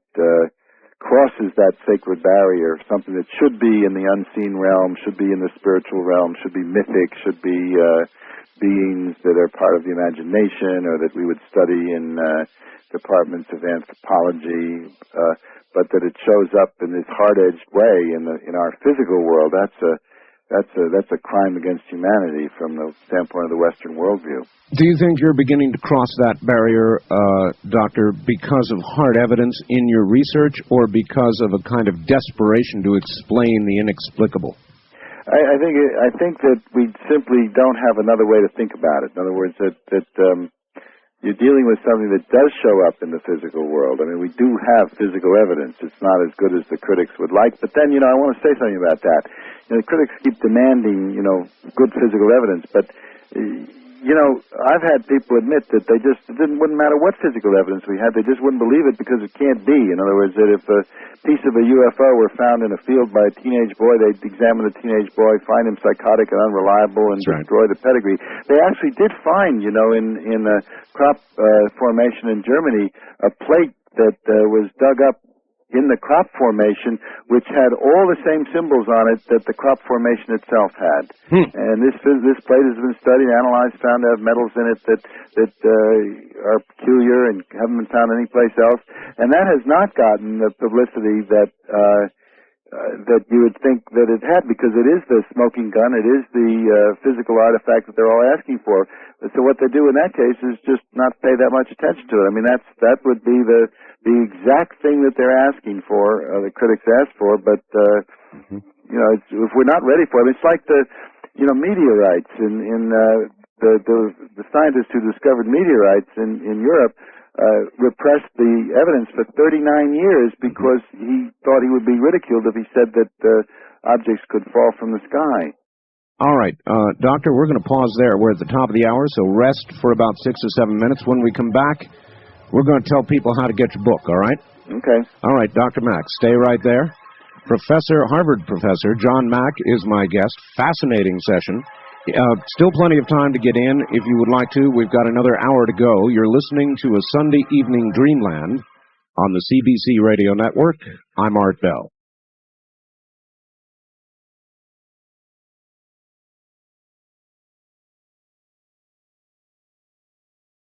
Now again, here's Art Bell. Now, once again, here I am. My guest is Harvard professor John Mack, and we're talking about human abductions by aliens.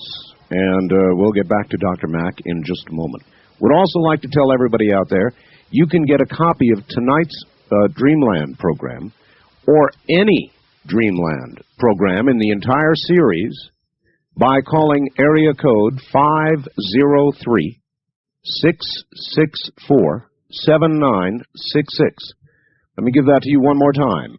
To obtain a copy of this program or any Dreamland segment, you can call area code 503-664-7966. Back now to Harvard professor John Mack. Professor Mack, what is the title of your book? It's called Abduction, Human Encounters with Aliens. Pretty straightforward. Abduction, Human Encounters with Aliens. And where, I take it is a compilation of a lot of the research. Yeah, the first two chapters are overviews of the phenomenon as I and others have described it, both historically and in terms of what an actual abduction experience is like. And then there are 13 cases that I've seen that illustrate various aspects of the phenomenon. The cases tend to get more complex and deeper into the meaning of the phenomenon as one goes through the book. And the last chapter is kind of a blue sky look at what the whole thing might mean, what its implications are for psychology, for the human future, for ecology, for our spiritual development, that kind of thing, which is not factual necessarily, but derives from the cases themselves. All right. Who publishes? Scribner's. And where can folks get it? Well, I hope they can get it in any bookstore in their town. If they can't, I hope they'll tell their book dealers to try to get it. But it's fairly widely available. I think so. All right, very good. I think anybody who's been abducted or is concerned about the phenomenon would certainly go out and get it. I'm sure it's, and I'd very much like to read it myself. I have not yet, Dr. Mack. Hi there, on the toll-free line, you're on the air with Professor Mack. Good evening, this is Fritz from Phoenix calling. Yes, Fritz. Mine is more like a statement. In the early 40s, Dr. Wilhelm Reich, a scientist way ahead of its time, was researching cosmic energy.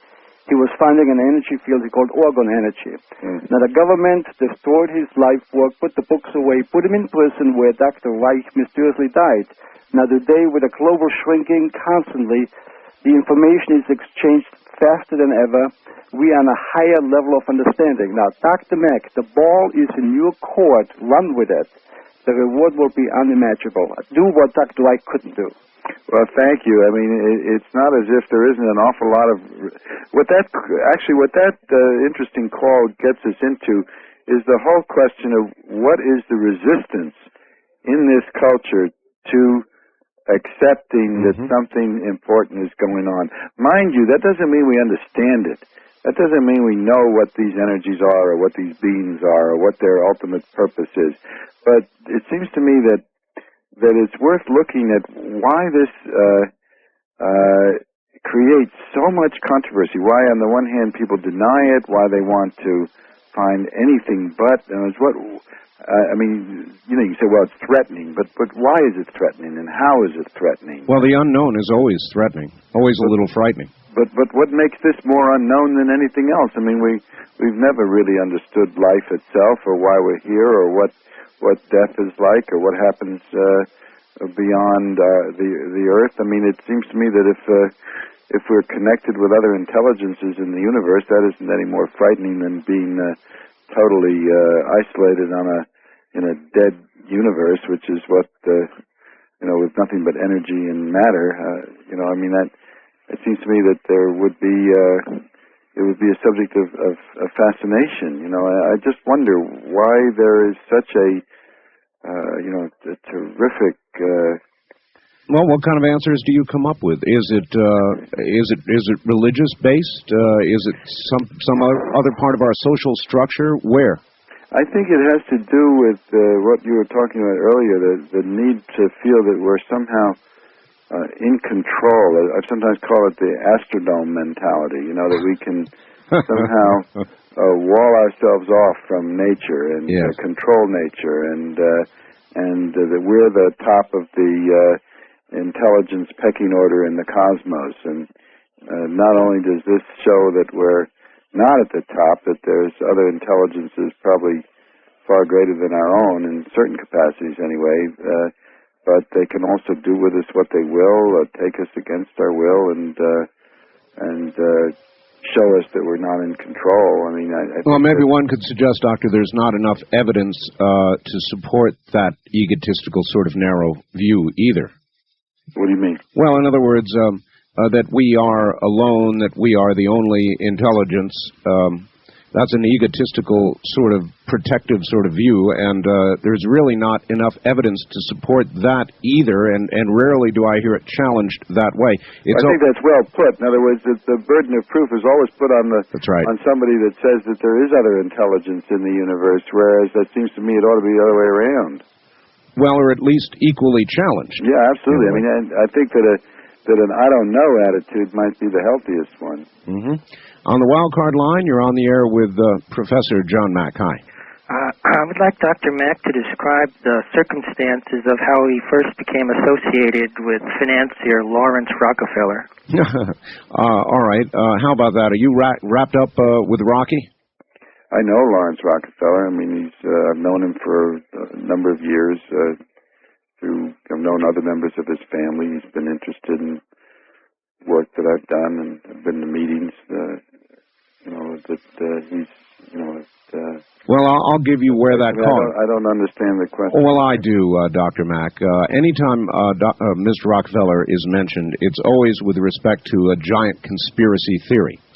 And so I'm sure they're kind of wondering if you're not some sort of foot soldier in this new one world order business that they suspect Mr. Rockefeller is wrapped up in. Uh-huh. Is that the idea? Yeah, I'm sure it is. Okay. So what do you say to that? Well, I mean, I just don't, I don't know of any such, I'm not familiar with any such conspiracy. I mean, Mr. Rockefeller is somebody that has been interested in human consciousness, human development, quite a progressive, unusual thinker, but I don't know of his being part of any, I know he's interested in the UFO phenomenon, but I don't know of any, his being part of any kind of conspiracy. All right, good. On the toll-free line, you're on the air with Dr. Mack. Hello, where are you calling from, please? Hello there. No, you're not. On the first-time caller line, you're on the air with Dr. Mack. Yes, I have two questions. All right, where are you? Oregon. Oregon, all right. First of all, anecdotally, there's been talk about implants made by these beings into human abductees, either in their ears or their nose. I was wondering if the doctor has learned anything about that in his studies. And the second question is... all right, you're on a portable phone, sir, and it sounds terrible. Okay, is that better? Yeah, that's better. Okay, turned around. All right, implants, and what else? And also anecdotally, all of the abductions, at least what I hear about, come from people that are either in their cars on a lonely road at night or are in their bedrooms at night, and never just off of a busy street corner or something like that.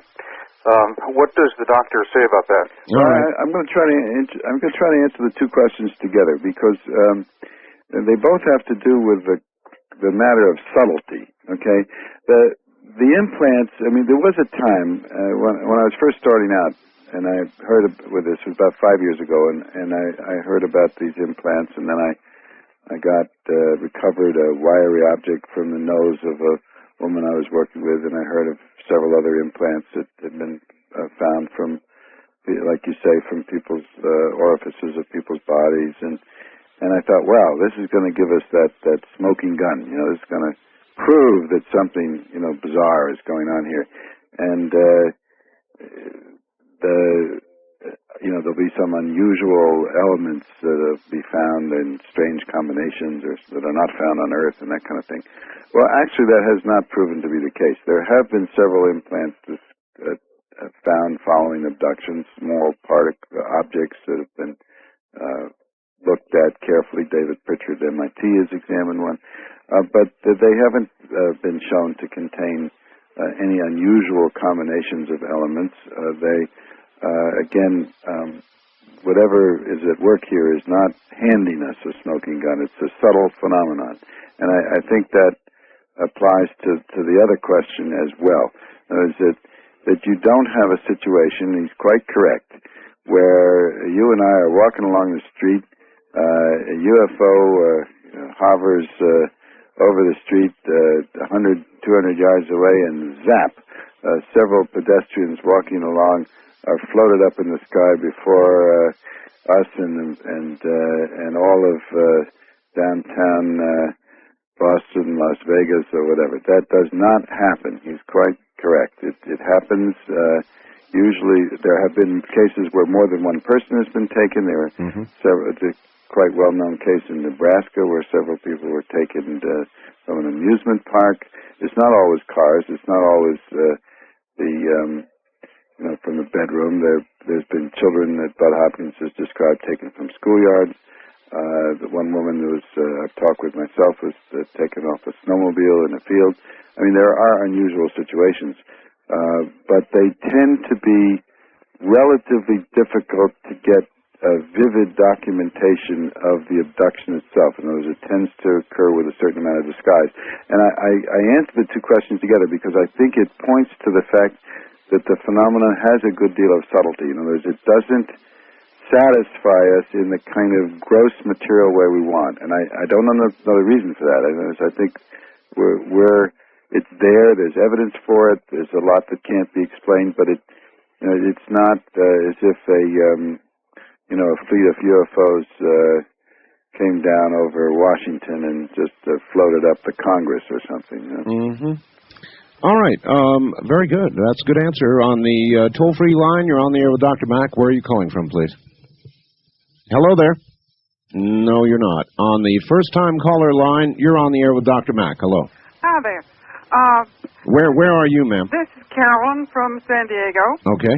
I'd like to ask Dr. Mack if anybody he has worked with has experienced something called sleep paralysis. Do you know what I'm talking about? Yep. Is that pretty common with people who've been abducted? Well, this sleep paralysis is associated often with a syndrome called narcolepsy, where the person body is paralyzed, or they suddenly fall asleep unexpectedly. They can't stay awake,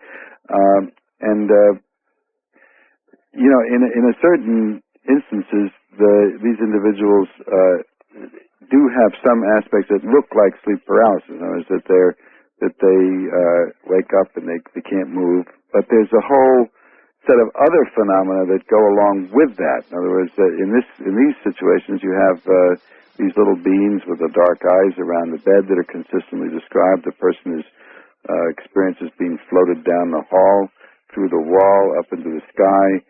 Procedures done in the UFO, and these stories quite consistently told. And there's a Dr. Anch in the St. Louis area who's an expert in sleep paralysis, and I spoke with him about this, and I have spoke with other experts who actually study sleep paralysis, and they say that it doesn't contain all the dimensions that are found in the abduction syndrome. So it's one. I mean, often we find that that somebody will take one aspect of this whole syndrome and say, well, maybe that's what it's about. Or they say, for example, that the UFOs are sort of womb-like, so maybe this is a recollection of a birth experience or something of that kind. Or is it take one aspect and then make a whole theory out of it? All right. On the wildcard line, you're on the air with Dr. Mack. Where are you calling from, please? Calling from Seattle. Seattle, yes, ma'am. Hi, Art. Hi, Dr. Mack. Hi. Hi. Hey, this whole thing is totally weird, right? But I was just wondering, I want to ask Dr. Mack, what is, if you can pinpoint the single most weird thing that stands out in your mind about this whole abduction phenomena? All right. The single most weird the weirdest aspect or strangest aspect of it, I suppose. It seems the whole thing is strange, but is there anything that stands out? Well, I think it's the capacity of these beings, whatever they are, to create all kinds of confusing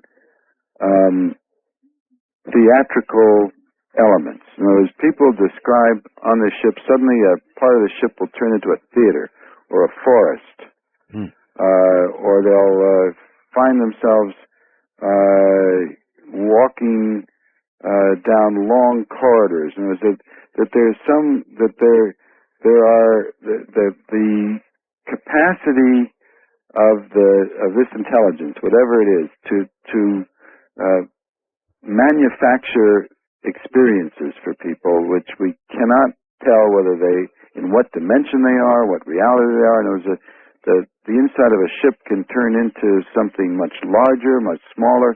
It's the degree to which this seems to be able to play with space, time, physical reality that I find extraordinary. Dr. Mack, this may be off topic, or there may be a relationship. A lot of people doing research into near-death experiences. A lot of testimony from physicians saying, well, look, this whole story about going down a long, dark corridor toward a point of light and all the rest of it is easily explainable as the brain dies, the synapses start dying from the outside toward the center, and therefore the light is toward the center, and they try to explain it in that manner. One, do you see any relationship between NDE and the possibility of another dimension with regard to these aliens? And how do you feel about that physical explanation of the phenomena? Well, I think it would be hard to. I mean, there's Michael Seebohm, who's the cardiologist who's studied the near-death experiences, has several cases where people who were otherwise in a coma have actually been able to have their consciousness floated above the operating table, reported what the surgeons were wearing, reported what was on the instruments, in the anesthesia instruments in the OR, or they could even see what was going on down the corridor with relatives of theirs. I mean, it's the near-death experience has a whole lot of elements to it which are difficult to explain purely in terms of the phenomenon of the dying brain. And I mean, the consistency with which people report complex, extremely powerful, vivid encounters with light and with relatives and with beings down this tunnel, which they experience as altogether in a reality. I don't know. I mean, it doesn't. It's just why would the dying brain necessarily throw off that kind of experience? We don't know. We don't have much other evidence of a dying brain creating that kind of complex and replicable experience. So I don't know. I mean, I guess I'm reaching out looking for some commonality in these varying described altered states. I wonder if there is any commonality in them.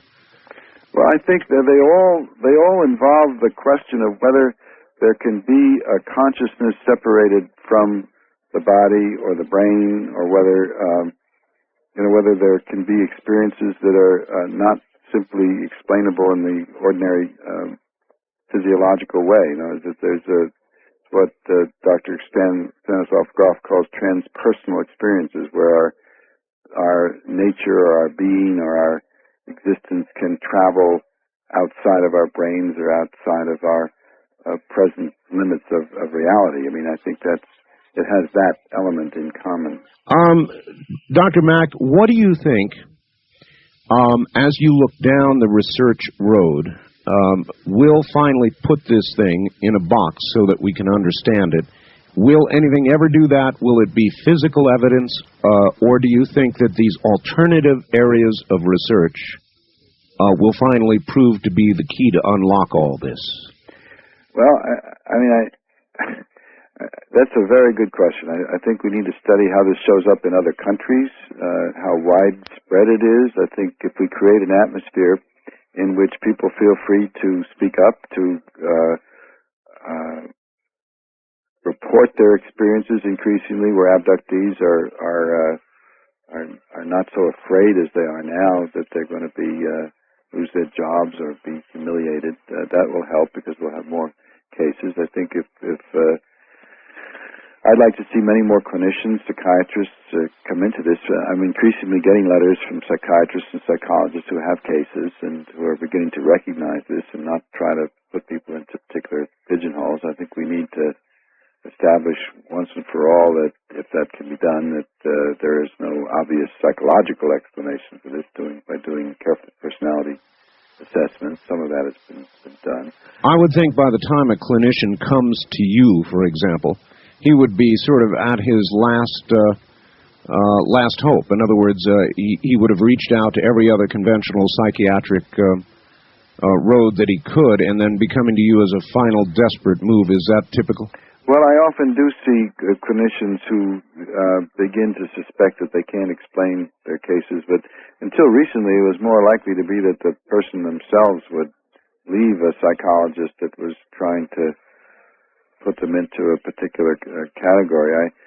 Very often, because there is this sexual reproductive aspect to the encounter, a lot of times the mental health professional will be looking for a history of sexual abuse, which can be doubly harmful because it not only is barking up the wrong tree sometimes, but it also will tend to sow distrust between family members unnecessarily. So that can be a particular problem. All right. Dr. Mack, hold on. We'll be back to you. We're at the half-hour mark. You're listening to Dreamland. My guest is Harvard professor John Mack. Remember, to get a copy of this program or any other Dreamland program, call area code 503-664-7966, 24 hours a day.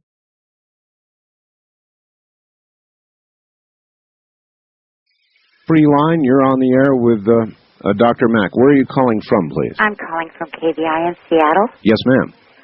Dr. Mack, has any abductee that you've ever discussed abduction with ever told you that a medical doctor has advised them that they, during a skull X-ray or isotope scan, had laser surgery on their skull without I don't know on the skin skull, part? but I've certainly had a situation where somebody had, say, an implant in the nose, or one man who had a very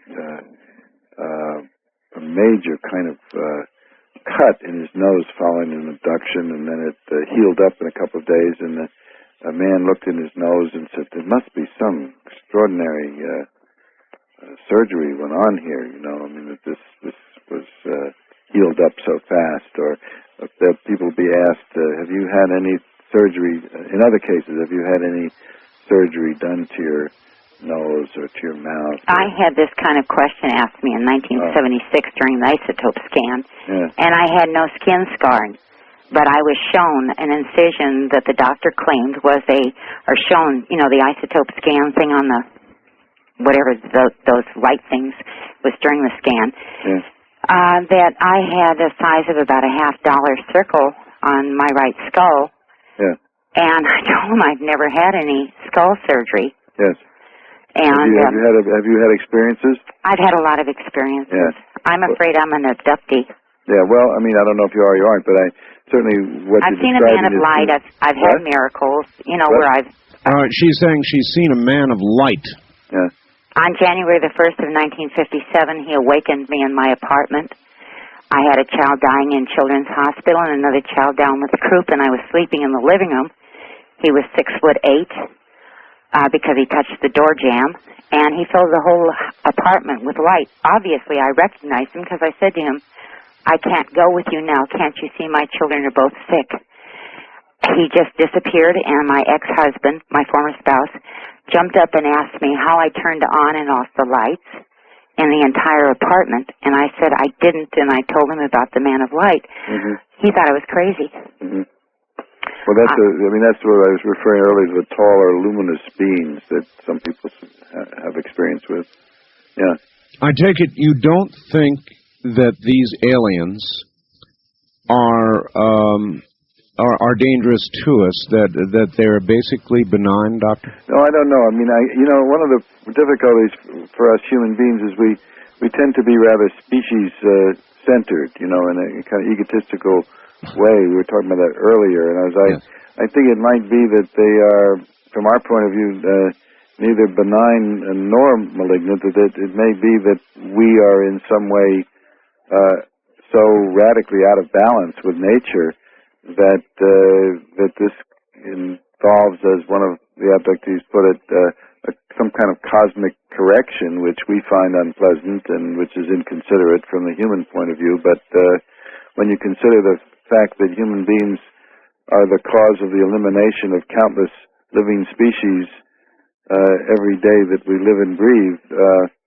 eliminate completely other species, the fact that we would be in some ways inconvenienced by another force that's involved in some sort of cosmic correction is hardly of a great moment compared to the destruction that we bring on the earth in any given day, to one another as well as to other species. Doctor, it brings on this question. Would it be your view that our industrial society has gone the wrong route in development? In other words, in developing ourselves the way we have industrially, have we done it the wrong way? Well, I don't. It's a little hard for me to get into this sort of kind of pious quarterbacking kind of role. But when you think about it, there is something a little bit bizarre about, if you step back, and I think one of the things that studying this phenomenon has allowed me to do is to kind of step back and look at ourselves a little more objectively. And the idea that one species should appropriate to itself the entire Earth and divide it up into sections and call those countries and lands and claim that we own it. That's, native peoples haven't been quite as territorial as we are, but it is rather strange that this species should treat this Earth that way. And you can say, well, it's natural because we've had the ability to do it, but it evidently is whatever is the right and the wrong of it. It is creating some kind of a ripple which is extending beyond the Earth. That's, again, the way I was raised, that would be a very hard thing to believe, that anything that we did to the Earth could have an effect beyond the Earth and bring forth some kind of reaction. But that seems to be what's going on. In other words, it seems that these beings or these species or whatever it is, the various alien beings are coming to the Earth in response to that's what they say. It's what they communicate telepathically in response to the fact that we seem to have taken it upon ourselves to destroy the Earth itself. All right. On our wildcard line, you're on the air with Dr. Mack. Where are you calling from, please? San Jose, California. San Jose, all right? Yeah. John, I sent a videotape of my daughter to Bud Hopkins. Mm-hmm. Of her taking the Hopkins image recognition test. Yes. Oh, and yeah. Mm-hmm. Last time I talked to Bud, he said he was going to forward that on to you. Yeah, I heard that. I saw that. I was just wanting your feelings on that, and I wanted to see if you can give some advice to parents that are going through this. Well, first of all, I was very moved by the tape. He showed that at a conference, actually, and then I saw it privately with him. I saw the reaction of the child when that image appeared. She really became very upset when the alien picture. For the audience that doesn't know what he's referring to, Bud Hopkins is an artist, has developed 10 cards which have pictures of typical things that kids would know. A boy, a girl, a fireman, a witch, a skeleton, a Batman, a Ninja Turtle, etc., and an alien. And it's very dramatic when you show kids these pictures. They recognize them and go along merrily, and then when you show them the abductee children, you show them the alien card, and they recoil, and suddenly they express intense emotion, become very distressed, want to cling to their parents, and point and say that's the one. In other words, that's the one that takes them up into the ship. And when you see that, you have a lot of trouble attributing this to the imagination, you know. And I think that the advice to parents I would give is don't dismiss the child who tells you that they've been taken in the night by strange beings up into a planet or into the sky rather, or into a ship. Listen to them. Don't tell them it's a nightmare or it's a dream. Talk to them and take it seriously. Sir, is this how your daughter reacted to this test? Yes. It is. How is she now? She's still having bad dreams. She calls it bad dream. She's still having visitations. All right, I thank you. What kind of advice do you offer somebody like that, Doctor? Well, I don't know his community. What community are you in? I'm sorry, he's in San Jose. He's gone now. San Jose. Well, I mean, again, it depends. I don't know in San Jose who the pediatricians or child psychiatrists or other child mental health people are, and who might be open to taking this seriously.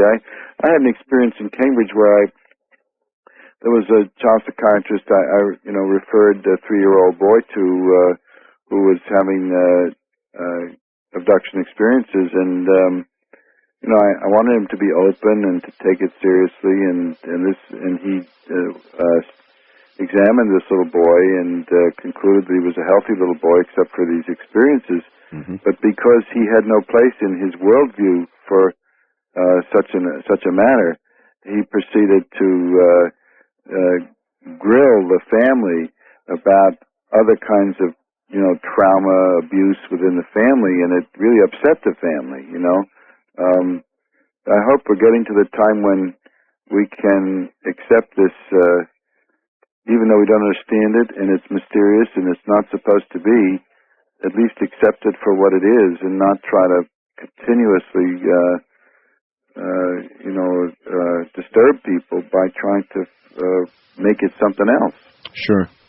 Force it to be something else. I guess it's our inclination to do that because it frightens us in a way. On the toll-free line, you're on the air with Dr. John Mack. Hi. Hi, Art. This is Jim in St. Louis. Yes, Jim.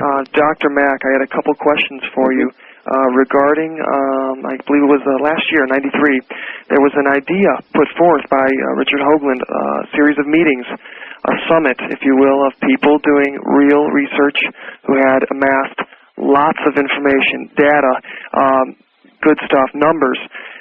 You came on 48 Hours a while back and talked about other dimensions, whereas he has earned the Angstrom Medal for his work in the physics of other dimensionality, and he has raised the charge that repeatedly, consistently, you have, starting with the, I guess it was in late in 93, you have decided to shun, to turn away and deny any of the information that they have amassed. You had stated categorically at one meeting to the other researchers, we will never really know, and there will never be any hard evidence. It's also, I think I understand that you were given a grant of $100,000 as well as John Greer by the same person.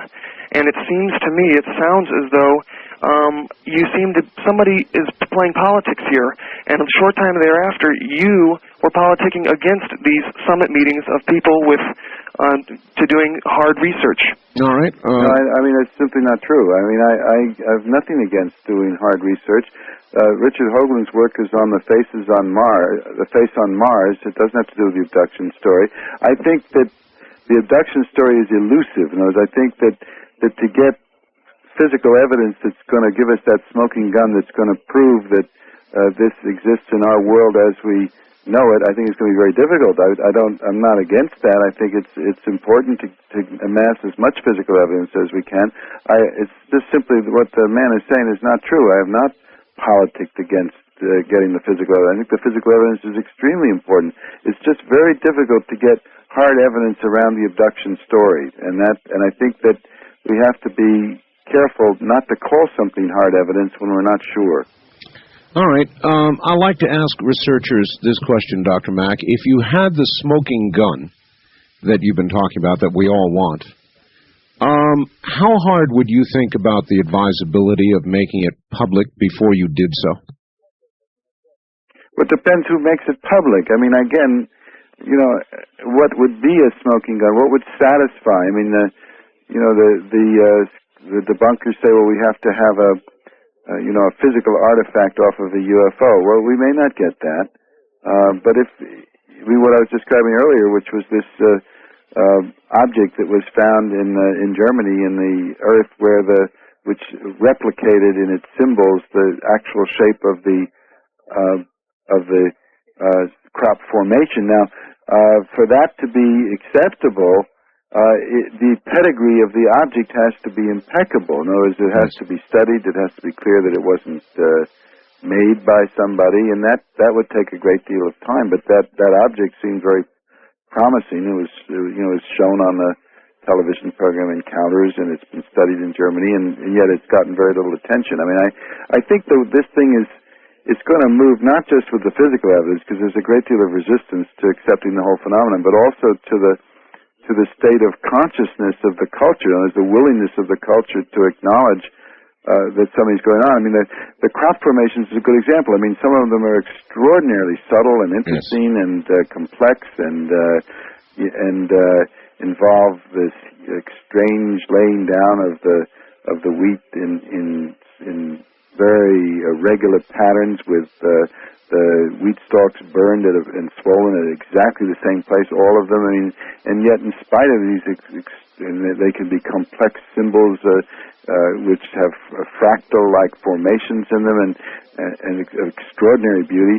And yet the British public, for instance, where the most complex ones have been found, is told constantly that this is a hoax and it's not real, and yet the evidence seems from people like Colin Andrews and George Wingfield that the evidence is overwhelming that there's some mysterious intelligence at work here, but we're not ready to accept it. So I think that this field will progress as much through our openness to accepting it, the shift in our consciousness around such phenomena, as it will in terms of the physical evidence. They'll go together. All right, and then there is this. For a second, working with the theory, there may be a parallel universe. That is another place in space and time, occupied by beings who are actually on our same physical Earth, but just in a different place or time or dimension.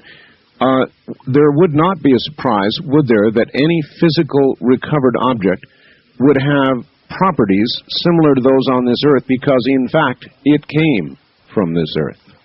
Yeah, and I mean, and if, for example, the implants, I mean, if you're assuming that these beings do in fact exist, and that they, in some form, and that they do in fact do physical things or place particles in the body, it wouldn't be surprising if these objects were compatible with the body tissues, that they would not be something that couldn't be in the human body, that would be rejected by the human body, or that if they wanted to disguise themselves, they wouldn't necessarily offer us something that could be readily analyzed as strange and bizarre and that kind of thing. I mean, the whole thing is very elusive. It's very complex.